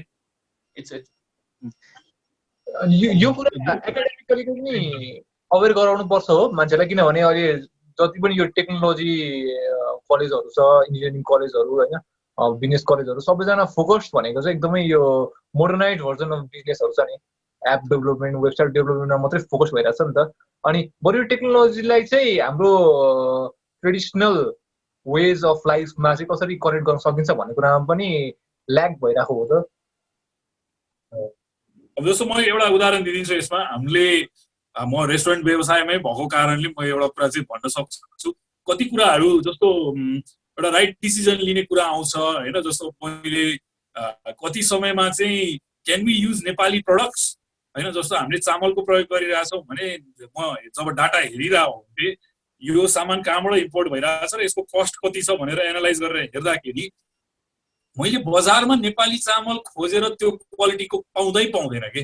So as a decision maker एउटा डिसिजन राइट लिउँ होइन, नेपालको प्रडक्टलाई अगाडि बढाउँ भनेर सोच्दाखेरि हामी एग्रिकल्चरको कुरामा थियो अघि न, अभाइलेबलै छैन कि। सो अहिलेको टाइममा चाहिँ हामी के अवेर हौँ, हामी 20 वर्ष 25-30 वर्ष अगाडिसम्म एउटा एग्रिकल्चरल नेसन, हाम्रो जिडिपीको बिगेस्ट कन्ट्रिब्युटर एउटा एग्रिकल्चर सेक्टर थियो होइन। अहिले रेमिटेन्स भने जस्तो आई डोन्ट नो कति पर्सेन्टेजहरूमा थियो, त्यो हामीले गएर पढ्न सक्छौँ, रिसर्च गर्न सक्छौँ। We need to look back into that economy के, because at least if not all these technology and amenities were not available then at least in terms of food security र हाम्रो एउटा उत्पादनको हिसाबले पपुलेसनलाई फिड गर्न पुग्ने हामीसँग सायद सरप्लस पनि थियो। अब हामी त्यो परिस्थितिबाट किन हामी यो स्थितिमा आइपुग्यौँ त, जहाँ चाहिँ एटलिस्ट हामीले अलरेडी प्रड्युस गर्ने चिजहरू, जस्तो मेरो पुर्खौली घर काभ्रे हो, काभ्रेको टमाटर र आलु भनेको सबसे फेमस थियो त्यो मैले देखेको समयमा। अब अहिले त्यहाँ उत्पादनै हुँदैन, उत्पादन गर्न मान्छे इच्छुक पनि छैन। त्यो परिस्थिति किन आयो अब हामीले सोच्नै पर्ने स्थिति छ, स्पेसली फुडको कुरा हुँदाखेरि चाहिँ। ओके, कसैलाई केही क्वेसन्सहरू छ भने चाहिँ कमेन्ट गरिदिनु है। अब हाम्रो यो सेसन सकिन आँट्यो, फ्यु मिनट्स पछि अब Q&A सेसन स्टार्ट हुन्छ। I will be asking you questions, दाइहरूलाई म रिले गरिदिन्छु। ल सन्चरी के भन्न आँट्नु भएको थियो? मैले भन्न खोजेको चाहिँ प्राइमरी कुरा चाहिँ कृषि हो। यो कृषिको लागि चाहिँ सरकारले अझै बढी फोकस गर्नुपर्छ। अनि आइ एम नट सेइङ चामल मात्रै धेरै उत्पादन गर्नुपर्छ भनेर पनि भन्न खोजिराखेको होइन मैले। जे हाई भ्यालु क्रप्सहरू छ त्यो क्रप्सहरू चाहिँ धेरै चाहिँ त्यस्तो वी हेभ सो मेनी के चाहिँ उत्पादन गर्न सक्ने खालको त्यो हो। त्यसमा चाहिँ सरकारले प्राइमरी रूपमा त्यसमा ध्यान दिनुपर्छ। पहिलो कुरा चाहिँ त्यही नै हो। त्यसै कृषि नै हाम्रो मानव सभ्यताको सबैभन्दा रुट नै कृषि हो। यो हामीले बिर्सेन, हाम्रो देशका मान्छेहरूले बिर्से। यो पर्टिकुलरली यो सरकार के भन्छ, यो चाहिँ प्रजातन्त्र आएपछि त्यो मान्छेहरूको एकदमै धेरै प्रजातन्त्र भन्ने कि के भने 46 सालमा जो डेमोक्रेसी भनेर भनेको छ, अहिले त डेमोक्रेसी लाग्दैन मलाई। कुनै पनि दलमा पनि डेमोक्रेसी छैन, सरकारमा पनि डेमोक्रेसी छ जस्तो मलाई लाग्दैन। यो त डिमोक्रेसी हुँदै गइरहेको जस्तो मलाई लागिरहेछ अहिले भन्न खोजेको कुरा भनेको चाहिँ। किन त जहिले पनि चाहिँ सरकारी परिवर्तन हुन्छ, पार्टी परिवर्तन हुन्छ, तर जनताको स्थिति झन्झन खस्कदो छ होइन। यो त हामीले सबैजनाले देखिरहेकै स्थिति छ। सरकारी परिवर्तन होइन, इट्स नट अबाउट चाहिँ के भन्छ सिस्टमको कुरा के। अब चाहिँ त्यो सिस्टमलाई काम गराउने मान्छेहरूको इमान्दारिताको कुरा आउँछ। हाम्रो रुट, हाम्रो चाहिँ जरा एग्रिकल्चर हो होइन। हाम्रो जरा एग्रिकल्चर हो भने हामी फेरि चाहिँ एग्रिकल्चरमै फर्किनुपर्छ। अनि बाँकी यो टेक्नोलोजी एडभान्समेन्ट चाहिँदैन भनेकै होइन, चाहिन्छ है, चाहिन्छ। तर प्राइमरी कुरा चाहिँ एग्रिकल्चर, त्यसलाई चाहिँ हामीले जसरी चाहिँ 46 साल पछिका सरकारहरूले चाहिँ नजरअन्दाज गरे, त्यो नजरअन्दाज चाहिँ अब गर्नु भएन होइन। अब प्राइमरी त्यो नजरअन्दाज अब गर्नु भएन र हामीले चाहिँ उन्नत खालको कृषि, उन्नत खालको उसमा हामी चाहिँ हाम्रो सबै देशको चाहिँ प्राइमरी चाहिँ रिसोर्स त्यसमा लाग्नुपर्छ भन्ने मलाई लाग्छ। ओके, म यसमा एउटा बुझ्छु कि हामी 80s मा हामी एग्रिकल्चर इकोनोमी थियो जुन मैले भने, 90s मा अब त्यो हामी मोडर्नाइजेसनतिर गयौँ, पोलिटिकल ट्रान्सफर्मेसनतिर गयौँ। अर्ली 2000 सम्म हामीले निकै पोलिटिकल सिचुएसन गाह्रो भोग्यौँ। तर त्यसपछिको इकोनोमी चाहिँ कस्तो भयो भने खेत बेचेर हामीले गाडी किन्यौँ, खेत बेचेर हामी विदेश गयौँ होइन। अनि अहिले अब त्यो खेतको काम पैसा नि काम लागिरहेको छैन, अहिले त्यो गाडी चढेर नि जान कहीँ छैन। लास्टमा त खानलाई त त्यो खेतै चाहिने रहेछ होइन। अब यो बुझ्नु जरुरी छ हामीले। अब हामीले अर्को सेकेन्ड गाडी किन्ने, अब फेरि अर्को एउटा गाडी किनेर लगानी त्यता गर्ने कि बरु एउटा किसानलाई सक्षम बनाउने जसले हाम्रो उत्पादनमा चाहिँ कन्ट्रिब्युट गर्न सक्छ, र उसले उत्पादन गरेको चिज नै हामीले खाने हो। सो पहिला हामी आफूलाई सेल्फ सस्टेन बनाउन चाहिँ त्यस्तो सोच राख्नु पर्यो। फाइनेन्सियल इन्स्टिट्युट, गभर्मेन्ट्स, इन्भेस्टर्स, यो होल एन्टायर कम्युनिटीले, कोही एन्टरप्रेन्योर्सले गर्न सक्ला। म इन्जिनियर्सहरूसँग धेरै इन्टरेक्ट गरिरहेको हुन्छु, धेरै भाइ बहिनीहरू इन्जिनियरिङ पढेका छन्, इन्जिनियर्सहरूले पनि गर्न सक्छ, इनोभेसन ल्याएर यसमा धेरै काम गर्न सकिन्छ। राइट रिसर्च चाहिँ मैले अघि नै भनेको starting point would be great if you can start looking at what we are importing from other countries, especially food and daily goods. Can we bypass that and produce that here in Nepal? जस्तो म बिहान हेरिरहेको थिएँ, मैले साबुन प्रयोग गरिरहेको छु, अब मैले चोइस लिनु पर्यो। नेपालमा बनेको उत्पादन पनि छ साबुन, हामीलाई थाहा छ, तर हामी किन्दैनौँ हैन, हामी बाहिरको प्रडक्ट्स किन्छौँ। अब खानमा पनि त्यसरी नै सोच्नु पर्यो, सबै एकैचोटि नहोला, तर स्टार्टिङ पोइन्ट चाहिँ इम्पोर्ट एक्सपोर्टको लिस्ट हेरेर हामीले इम्पोर्ट के गरिरहेको छौँ त्यहाँबाट स्टार्ट गर्यो भने धेरैलाई अहिले नयाँ बिजनेसको आइडिया भनेर सोधिरहेको हुन्छ, त्यहाँबाट स्टार्ट गर्नु भन्छु म चाहिँ। What are we importing, can we replace that, can we fix that? Okay ल दाइहरू, अब यो हाम्रो सेसन यहीँ सक्कम, मिटुङम एक घन्टा भयो। अब यसपछि चाहिँ अब चाहिँ हामी Q&A तिर लागौँ है। हुन्छ। अनि Q&A मा पनि यहाँ भएको हाम्रो जुन सेसनमा भएको पनि Q&A भयो, त्यहाँ टाइप गरेर पनि मान्छेहरूले पठाउँदै हुनुहुन्छ।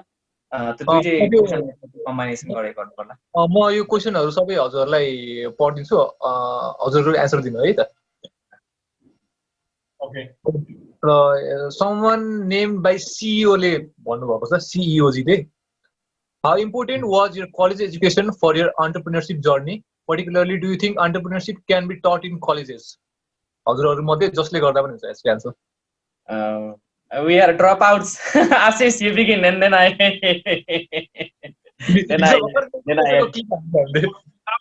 यसलाई चाहिँ ऱ्यापिड फायर स्टाइलमा गर सिटिज होइन, क्वेसनहरू धेरै होला, ऱ्यापिड फायरमा गर, ऱ्यापिड फायरै एन्सर दिन्छु म।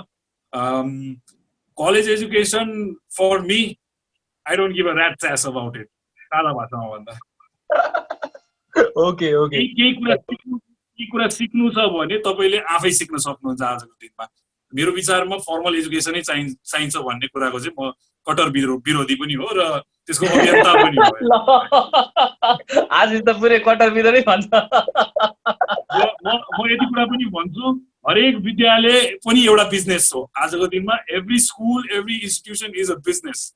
So get the cheapest education if you need to get the education.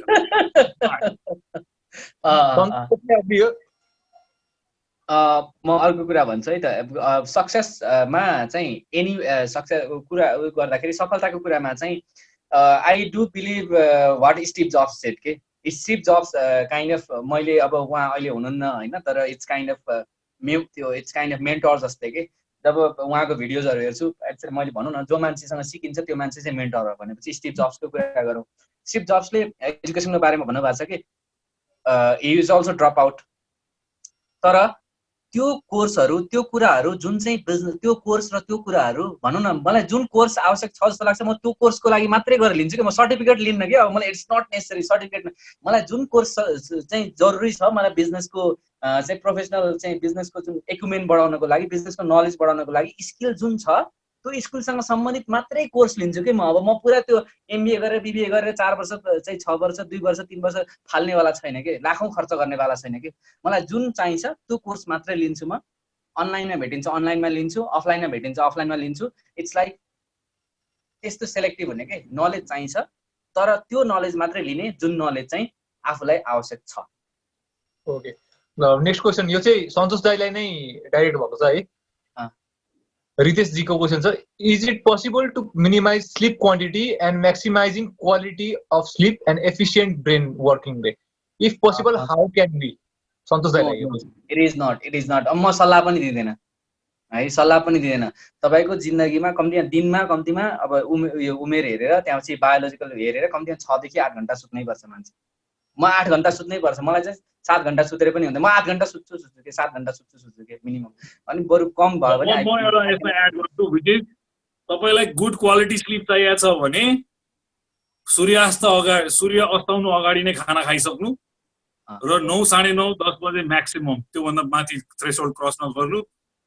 Turn everything off and hit the bed. That's what I have been doing for the last 26 days।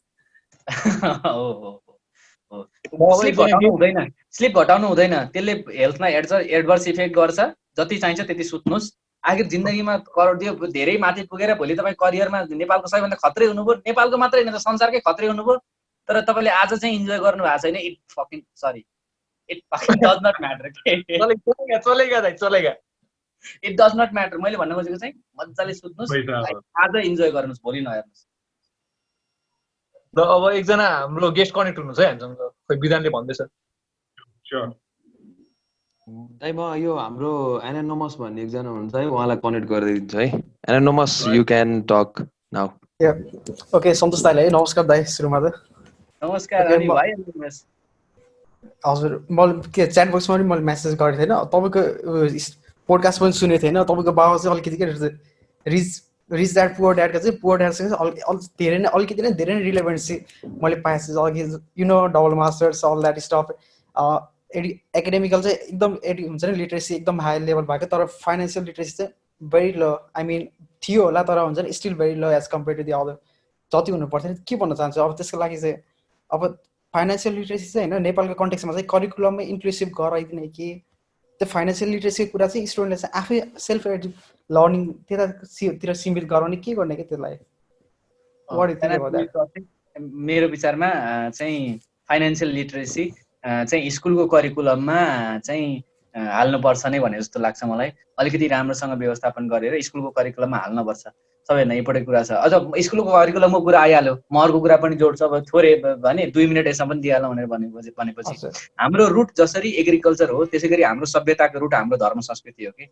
म चाहिँ स्कुलमा चाहिँ हाम्रो हिन्दू धर्म, वैदिक सनातन धर्म भनेर, हिन्दू धर्म यो धर्म त्यो धर्म भनेर भन्दाखेरि पनि प्राइमरी कुरा चाहिँ वेद भनेको नलेज हो, ज्ञान होइन। हाम्रो ऋषिमुनिहरूले त तपस्या गरेर चाहिँ पत्ता लगाउनु भएको चिज चाहिँ लेख्नु भएको चिज चाहिँ श्रुति परम्पराबाट चाहिँ अर्को एउटा जेनेरेसनबाट अर्को जेनेरेसनमा आउँदै गएर अहिले लेखिएको पनि छ। प्राइमरी कुरा फाइनेन्सियल लिटरेसीको कुरा पनि कुरा, र यो चाहिँ हामीले आज अध्यात्मको धेरै कुरा गर्न पाएन, स्पिरिचुअलिटीको धेरै कुरा गर्न पाएन। त्यो स्पिरिचुअलिटीको लागि चाहिँ मैले त्यो कुरा पनि चाहिँ वेदको कुरा चाहिँ र संस्कृत र वेदको कुरा चाहिँ कक्षा 1 देखि कक्षा 12 सम्म अनिवार्य पढाइनुपर्छ। त्यस्तै क्रममा फाइनेन्सियल लिटरेसीको कुरा पनि अनिवार्य पढाइनुपर्छ भनेर भन्छु मैले चाहिँ। अनि आई वाज अहिले मलाई दुईटा सेन्टेन्स थोरै कुरा बुझिहालेँ। आज आई एम ग्रेटफुल द्याट मेरो चाहिँ पुवर ड्याडको जस्तै खालको चाहिँ एक किसिमको त्यो रिलेभेन्सी गर्यो मेरो बुवाको त्यो एजुकेसनको कारणले गर्दाखेरि नाउ आई एम कम्प्लिट। आजको दिनमा चाहिँ हिजो मलाई 5-10 वर्ष अगाडिसम्म आई वाज फिल म रिच ड्याडको धनी बाउको घरमा जन्मेका भइहाल्थेँ भने जस्तो लाग्थ्यो। No no no no no, I am completely happy and I completely accept my upbringing now के। I am really grateful to my one dad के। उहाँको कारणले गर्दाखेरि पनि आज म जे छु त्यो हुन पाएको छु, आज जुन एक्सपिरियन्स लिनु पाएको छु त्यो एक्सपिरियन्स लिनु पाएको छु। मेबी रिच ड्याडकोमा जन्मेको भए I would not be this guy, this man who I am today. So I am grateful. म एउटा कुरा एड गर्छु फाइनेन्सियल लिटरेसीको कुरामा चाहिँ। भाइ thank you for watching the podcast. ध्यानले हेरेर रहेछ भाइले, हेरेकोमा धन्यवाद होइन। दोस्रो कुरा चाहिँ फाइनेन्सियल लिटरेसी चाहिँ म पनि एकदम यो कुरामा मैले सानोदेखि नै हामीलाई चाहिँ पैसा भन्ने चिजबाट चाहिँ टाढै राखिन्छ कि होइन। मैले कति भेटेको छु मास्टर्स गरिसकेको मान्छे जसले चाहिँ थ्योरिटिकल नलेज यति गेन गरिसक्यो तर उसले पैसा के हो, कसरी पैसा उत्पादन हुन्छ, कसरी जेनेरेट हुन्छ, कसरी त्यसलाई चलाउने केही पनि अनुभव छैन कि। र मैले कलेजमा देखेको अनुभव मैले के छ भने जसले हामीलाई त्यो पैसाको विषयमा पढाइरहेको छ उसलाई नै क्लियर छैन कि उसले कहिले त्यस्तो पैसा ह्यान्डलै गरेको छैन, उसले कहिले पैसा प्रड्युसै गरेको छैन। सो त्यो रेलेभेन्सै आउँदैन कि। सो मैले चाहिँ के सल्लाह दिन्छु भने सानो उमेरदेखि नै टेक अप जब होइन, टेक अन फाइनेन्सियल रेस्पोन्सिबिलिटी। घरको एउटा बिजुलीको बिल म तिर्छु भन्ने रेस्पोन्सिबिलिटी लिऊ होइन, म घर भाडा तिर्छु भन्न।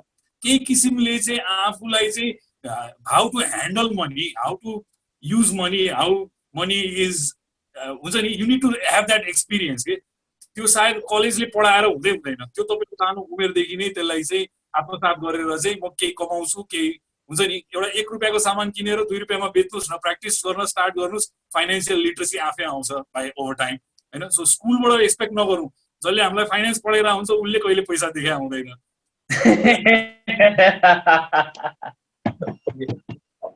अर्को क्वेसन हाल्छु है म।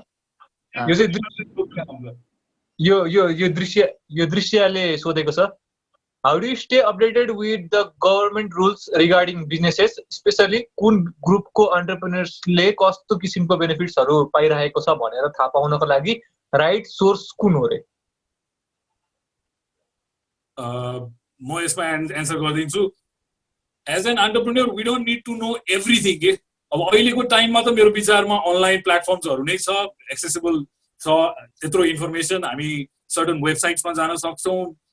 राम्रो नेसनल पोर्टल्सहरू फलो गरौँ होइन, त्यसको फाइनेन्स सेक्सन, त्यसको फाइनेन्सियल कलम्सहरू हेरौँ. र अर्को एउटा एडभाइस के हुनसक्छ, find somebody that is an expert in this field. कुनै चार्टर एकाउन्टेन्ट होस् आफ्नो कम्युनिटीमा भएको जसले चाहिँ आफूलाई यो विषयमा रेलेभेन्ट गरिरहेको छ. र दृश्यलाई चाहिन्छ भने मेरो साथीभाइहरूको कम्पनीहरूले अहिले एकदम राम्रो एनालिसिसहरू गरेर त्यसलाई समराइज गरेर PDF फाइलहरू बनाइदिनु भएको छ. Get in touch with me, I will share it with you. जस्तो ब्याङ्कको कुराहरूदेखि लिएर म पनि फलो गरिरहेको छु. र आफूलाई थाहा नभएको कुरा you can get opinion and advice from experts like charter accountants in the market. म यो कुरा भनिदिउँ. अर्को कुरा, if you want to start business, Rich Dad said, hey, if you want to start business, you have to have two people. One is lawyer, another is accountant. Always have two people by your side. Best people.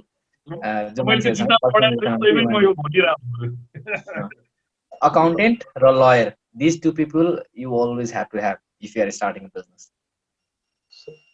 Your best friend. Okay, एकजनाले हाम्रो Facebook लाइभमा question सोध्नु भएको छ है. म त्यो spirituality related छ है. अनि एट फर्स्ट सन्तोष दाई talk about spiritual life. What is the first step towards spiritual life and how can we continue it? यसमा त टिप्पणी दिनु हजुरको जान्छ यसमा. म चाहिँ एड गरौँ त्यसपछि अनि आशिषले एड गरिन्छ कि Ashish you want to start on this? म छोटोमा भनिदिन्छु. यसको मेरो सोचाइ चाहिँ म कहाँबाट स्टार्ट भएँ भन्दा अब आई थिङ्क बिग क्वेसन मार्कबाट सुरु हुनुपर्छ होइन. द्याट एउटा शब्द अर्को दिमागमा आउँछ, अनलर्न. अहिलेसम्म हामीले लर्न गरेका कुराहरूलाई अनलर्न पनि गर्न स्टार्ट गर्नुपर्छ. I think that would be a great starting point to understand things in a new way. Because a spiritual growth is not something you can attain in like a short period of time. It is an ongoing process होइन. त्यो एउटा day to day practice हो. So म चाहिँ के भन्छु भने I don't नोबाट सुरु गर्नुपर्छ. I want to know, I want to seek and I want to know more भन्ने हिसाबले स्टार्ट गर्नुपर्छ. सो एउटा सिकर बन्नुहोस्. start to question things, read things, listen things, debunk your existing perceptions, beliefs. बिस्तारै त्यो प्रोसेसमा जानुभयो भने त्यो आफै एउटा स्पिरिचुअल जर्नीमा क्रिएट हुन्छ. सन्तोष दाइ ल यसमा चाहिँ म के भन्छु भनेर भन्दाखेरि हाम्रो यो स्पिरिचुअल जर्नी भनेको चाहिँ के हो, यो होल स्टोरी भनेको चाहिँ के हो भनेर भन्दाखेरि यो होल स्टोरी भनेको चाहिँ वी आर ऑल दिस, यो होल जुन अर्थको एउटा होल अर्गानिजम छ, यो अर्गानिजम चाहिँ एउटा अर्गानिजमको रूपमा हेर्छु कि मैले. सो हामी सेपरेट भएर जन्मिन्छौँ कि, जब हामी जन्मिन्छौँ एउटा इन्डिभिजुअल भएर जन्मिन्छौँ कि. अनि यो इन्डिभिजुअलले चाहिँ यो एउटा इन्डिभिजुअलले म यो होल अर्थको एटमोस्फियरसँगैको अर्थको एउटा पाटो हो भनेर बुझ्ने जुन प्रक्रिया छ नि. पहिलो कुरा चाहिँ म इन्डिभिजुअल भएर जन्मेँ, इन्डिभिजुअल मान्छे हो नि त. मेरो नाम छ, मेरो थर छ, मेरो नेसनालिटी छ, मेरो रिलिजियन छ, मेरो फ्यामिली छ. I have this sense of identity के. अनि त्यो आइडेन्टिटी हुँदै त्यो आइडेन्टिटी भन्दा पर गएर म यो होल एटमोस्फियरको एक्जिस्टेन्सको, अघि मैले भने नि एक्जिस्टेन्सियल ऋण हुन्छ भनेर, अस्तित्वको ऋण हुन्छ भनेर, त्यो अस्तित्वको म एउटा अंश हो. र बाँकी सबै मान्छेहरू, मैले देख्ने सबै मान्छेहरू मात्रै नभएर चरा चुरुङ्गी रुख जनावर, यो सबै जे अस्तित्वमा छ, यो सबै अस्तित्वको म एउटा अंश हो. र यो मेरै अस्तित्वको एउटा अंश हो भनेर बुझ्ने जुन प्रक्रिया छ, त्यो बुझ्ने प्रक्रिया चाहिँ स्पिरिचुअलिटी हो कि. तर हामी जन्मिँदाखेरि हामीलाई सेपरेटेडनेस सिकाइएको छ.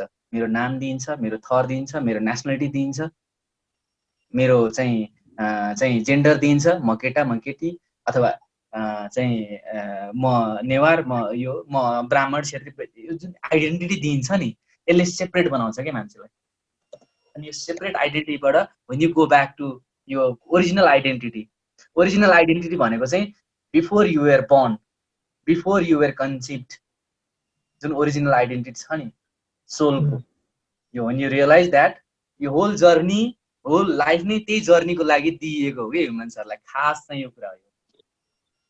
म एउटा सानो अर्को मैले सम्झेको कुरा एड गर्छु।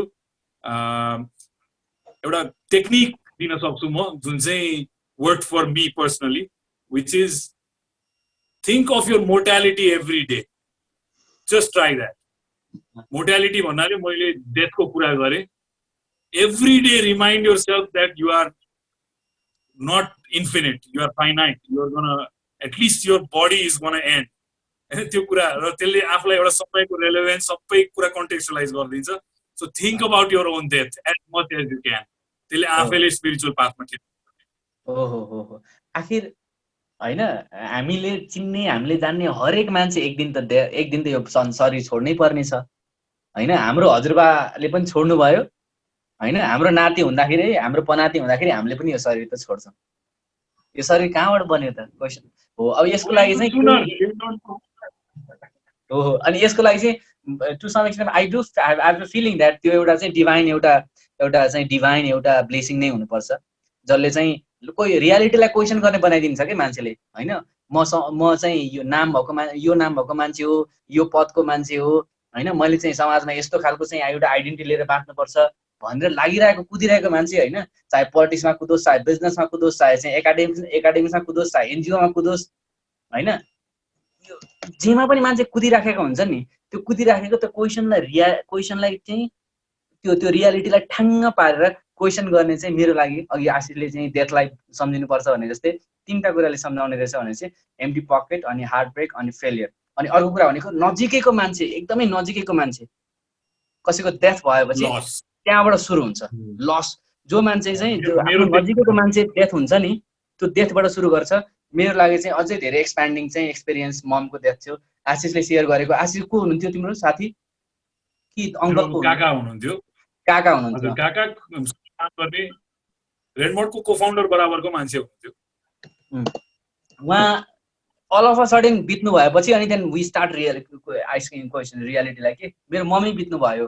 मम्मी बितेपछि मैले रियालिटीलाई क्वेसन गर्न थालेँ कि what is this all reality. सबै लास्टमा आगे खरानी नै भएर अनलर्निङतिर लाग्छ अनि हो। अनि त्यहाँ चाहिँ मान्छे फेरि इट गोज ब्याक टु म कहाँबाट आएँ, के गरिरहेको छु, कहाँ जाने हो। Alright, let's move on. Orko question. Was there a time you messed up and felt like you had failed? How did you bounce back? Santosh? न अब अहिले चाहिँ मलाई रियलाइज भइसक्यो होइन। म सफलता पनि there are no success and there are no failures, there are just experiences. Now I have realized that there are no success, there are no failures, there are just experiences. Make sure that you failure भनेको चाहिँ bad experience हो, success भनेको good experiences हो, त्यति कुरा मात्रै हो होइन। There are so many times in my life. मैले त अलि सुरु मैले करियर बिजनेसकै लाइफको कुरा एकातिर छ होइन, बिजनेसको कुरा अर्कोतिर छ, पहिलो चाहिँ बिजनेसको कुरा अर्कोतिर छ। लाइफकै कुरा गर्ने हो भने मैले एसएलसीमा डिस्टिङसन लिएर आउनु पाएन अथवा बोर्डमा नाम आएन मेरो, माई फेलियर हो द्याट के पहिलो फेलियर त्यो थियो। अर्को फेलियर भनेको चाहिँ इन्जिनियरिङ पढ्दा पढ्दै चाहिँ व्यापार गर्न भनेर लाग्यो होइन, ड्रप आउट गरेर हिरो भएर जान्ने भएर पुरा हिरो भएर चाहिँ ड्रप आउट लेखेर चाहिँ बिजनेस गर्न थाल्यो। त्यो बिजनेस गभर्मेन्टले क्लोज गरिदियो। अर्को चाहिँ 1 वर्ष 1.5 वर्ष पनि गर्न पाएन, बिजनेस गभर्मेन्टले क्लोज गरिदियो। अनि आई वाज मसँग चाहिँ करोडौँ लाखौँ कमाउँछु भनेर हिँडेको छोरा 5 वर्षमा फाइनेन्सियल फ्रिडम हासिल गर्छु भनेर हिँडेको छोरा 25,000 ऋण छ। अनि त्यो ऋण पनि मामुले तिर्दिनु पर्यो। अनि त्यहाँपछि मात्रै म काठमाडौँ आउन पाएँ। फेलियर त्यो अर्को भयो। अर्को फेलियर भनेको चाहिँ फेरि चाहिँ काठमाडौँ आएर चाहिँ बिजनेस सुरु गरियो, चाहिँ ब्रोकिङ कम्पनी सुरु गरियो। त्यो पनि चाहिँ भनौँ न एकदम ठुलो चाहिँ सक्सेसफुल भयो, कमोडिटिजको बिजनेस ठुलो सक्सेसफुल भयो। त्यो सक्सेसफुल भइसकेपछि फेरि आएर चाहिँ विथ सो मेनी मार्केट सर्कमस्टान्सेसहरूको कारणले गर्दाखेरि इट क्रास। त्यो अर्को फेलियर भयो 2013मा होइन 14मा। त्योभन्दा अर्को फेलियर भनेको चुनाव लडियो होइन, संविधान सभाको चुनाव लडियो। त्यो संविधान सभाको चुनावमा चाहिँ धेरै कम मत आयो, धेरै चाहिँ कम मत आयो। देश बनाउँछु भनेर हिँडेर ठुलो चाहिँ सपना देखेर देश बनाउँछु भनेर हिँडेको छोरा होइन, म ठुलो मान्छे गराउँछु, देशमा राम्रो गराउँछु भनेर हिँडेको छोरा चाहिँ मजाले चाहिँ नराम्रोसँग चाहिँ पब्लिकली हारियो, मजाले पब्लिकली हारियो होइन। एकदमै धेरै पपुलर भइसकेको थियो म त्यतिखेर। अझ त्यतिखेर सोसियल मिडियाको भर्खर चाहिँ सोसियल मिडियाले पोलिटिक्समा भर्खरै इन्फ्लुएन्स गर्न खालको त्यस्तो खालको सिनारियो भइरहेको थियो। त्यो बेलामा होइन नेपालमा सबैभन्दा धेरै मोस्ट प्रोबेबली म एज अ राइजिङ चाहिँ पोलिटिसियन, राइजिङ चाहिँ पोलिटिक्स गर्ने मान्छेहरूमा चाहिँ सबैभन्दा धेरै चाहिँ फेसबुक लाइक र सबैभन्दा धेरै बढी फलो गरिने मान्छे मध्ये एउटा थियो। पपुलरै एकदमै अर्कै खालको अनि त्यो भइसकेपछि अनि एक्चुअल चुनावमा त मजाले हारियो। त्यो अर्को फेलियर भयो होइन। त्यसपछि फेरि चाहिँ कम्पनी सुरु गर्यो, अस्ति भर्खरै एक्सकम भन्ने कम्पनी सुरु गर्यो। एक्चुअल त्यसलाई हुनु त त्यो भएर एक्सकम भन्ने कम्पनी सुरु गर्यो, त्यसलाई पनि एउटा बिगर स्केलमा लिएर जान सकिन। तर आज प्रपर्टी 360 भनेर जुन गरिँदैछ त्यो पनि त्यसैकै उपज हो भने त्यो त्यसैको चाहिँ एउटा चाहिँ नेक्स्ट भर्सन खालको कुरा हो। त्यो भएको कारणले गर्दाखेरि there are no failures, there are only experiences. There are no failures, there are no failures, there are just experiences. Learn from that and move on. आशिष भाइ म चाहिँ एकदम रमाइलो तरिकाले भन्छु है। फेलियर भनेको चाहिँ नर्मली अब पास्टमा हुन्छ, त्यसलाई सोचेर धेरै मैले पनि कति टाइम चाहिँ आफूलाई एकदम तनाव दिइरहेको हुन्थेँ होइन। मैले यसो नगर्नुपर्ने बितिसकेको फेलियर भनेको त्यसमा धेरै टाइम र एफर्ट र माइन्ड र एनर्जी लगाउनु हुन्न। लाइक मैले चाहिँ एक दिन यसै गरी फेलियरकै विषयमा सोच्दै हिँड्दाखेरि चाहिँ म ट्रेकिङ गरिरहेको थिएँ र मैले ती एकदम नेचरमै एउटा एन्सर पाएँ कि यो त नन स्टप उकालो ओह्रालो हो नि त। सधैँ उकालो पनि हुँदैन, सधैँ ओह्रालो पनि हुँदैन होइन। कहिले ओह्रालो हुन्छ, कहिले उकालो हुन्छ। कहीँ डाँडाको टुप्पोमा पुग्नलाई निकै समय उकालो उक्लिनुपर्छ, फेरि त्यो टुप्पो पुगेपछि फेरि अरू कहीँ जाने ठाउँ हुँदैन, फेरि तलै झर्नुपर्छ होइन। सो मैले त्यो एनालिसिसबाट पनि लाइफ त्यो त पार्ट अफ लाइफ हो, त्यो कन्टिन्युअसली त्यो ट्रेलमा हिँडिरहने हो। सक्सेस एन्ड फेलियरलाई धेरै ध्यान र फोकस गरिरहनु पर्दैन, काम गरिरहने हो, त्यो ट्रेलमा हिँडिरहने हो आफू होइन। कुनै समय फेलियर आउँछ, कुनै समय सक्सेस आउँछ, कुनै समय ह्याप्पिनेस आउँछ, कुनै समय स्याडनेस आउँछ। त्यस्तै हो, life is a trek, enjoy it. That was really good analogy. That was really good analogy. That was really good analogy. Okay, Dai, we have someone who wants to connect with you. Hey, Novice, wanna join? Sure, Novice. Okay, Novice Dai, you can connect. Okay, Santosh Dai, Ashish Dai, नमस्ते सबैजना सुन्नुभएको नमस्ते। Sorry म चाहिँ अलिकति ढिला भएँ, अर्को एउटा मिटिङ थियो अनि ठ्याक्क मैले सुनिरहेको छैन त्यताको। हामीले बोलेकै छैन। ठिक छ अलिकति इन्टरनेटको प्रब्लम नि होला। ठिक छ, म सन्तोष दाइलाई चाहिँ एउटा कुरा के चाहिँ सोध्न मन लागेको मलाई भन्दाखेरि तपाईँसँग पहिलेदेखि नै यसो कनेक्सन गर्न चाहिँ मन थियो होइन। यो प्रोपर्टी 360 को उसमा यो रियल इस्टेट र सँग चाहिँ कसरी तपाईँलाई मोटिभेट गर्यो, के कुराले होइन। अब अलरेडी कसैले सोधेको चाहिँ छ कि छैन है, म त्यो छ भने चाहिँ सरी होइन। एकचोटि त्यो कुरा चाहिँ भनिदिनु। प्लस हाम्रो अहिले मार्केट चाहिँ कस्तो छ, अब किनकि हाम्रो अहिले ट्रेडिसनल वेमा चलिरहेको छ होइन। रियल इस्टेटमा अब भनेपछि दलाल भन्ने चलन छ, ठ्याक्क घर दलालले यसो फोन गर्छ अनि बाइकमा लिएर जग्गा देखाइदिन्छ, घर देखाइदिन्छ, हेर्ने भन्ने चलन छ हाम्रो होइन। हामीले सबले बुझ्दा त्यही नै छ अहिले। सो यो यस्तो यो वेमा चाहिँ तपाईँले कस्तो नयाँ वेमा कसरी गरिरहनु भएको छ यसमा होइन। अब कस्तो छ स्कोप एकचोटि मलाई भनिदिनुहोस् न, चाहिँ बुझ्न खोजेको मैले। शिव खेराको एउटा आउँछ कि यु क्यान विन भन्ने किताब, one of the first books that I have red, you can win भन्ने। अनि एकजना भाइले त्यो किताबको बारेमा पनि सोध्नुपर्छ भन्नुभएको छ, म त्यो अहिले पनि त्यो आन्सर गर्छु।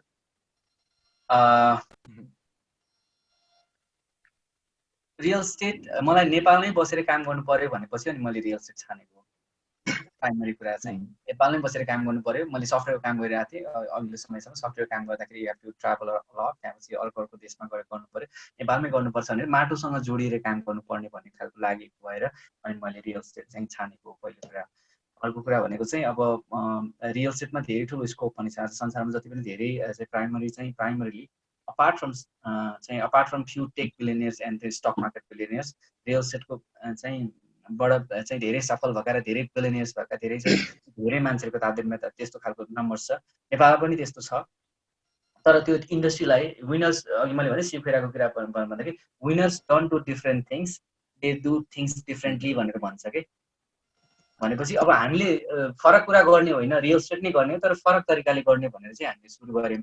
अलिकति प्रोफेसनल पाराले गर्न थाल्यो भने चाहिँ सबैजना स्टेक होल्डरहरू, बायर्सलाई पनि फाइदा, सेलर्सलाई पनि फाइदा, गभर्मेन्टलाई पनि फाइदा, ट्याक्स आउँछ गभर्मेन्टलाई, चाहिँ बायर्सलाई चाहिँ he or she makes sure that they are getting the property in a right price and in a very professional manner.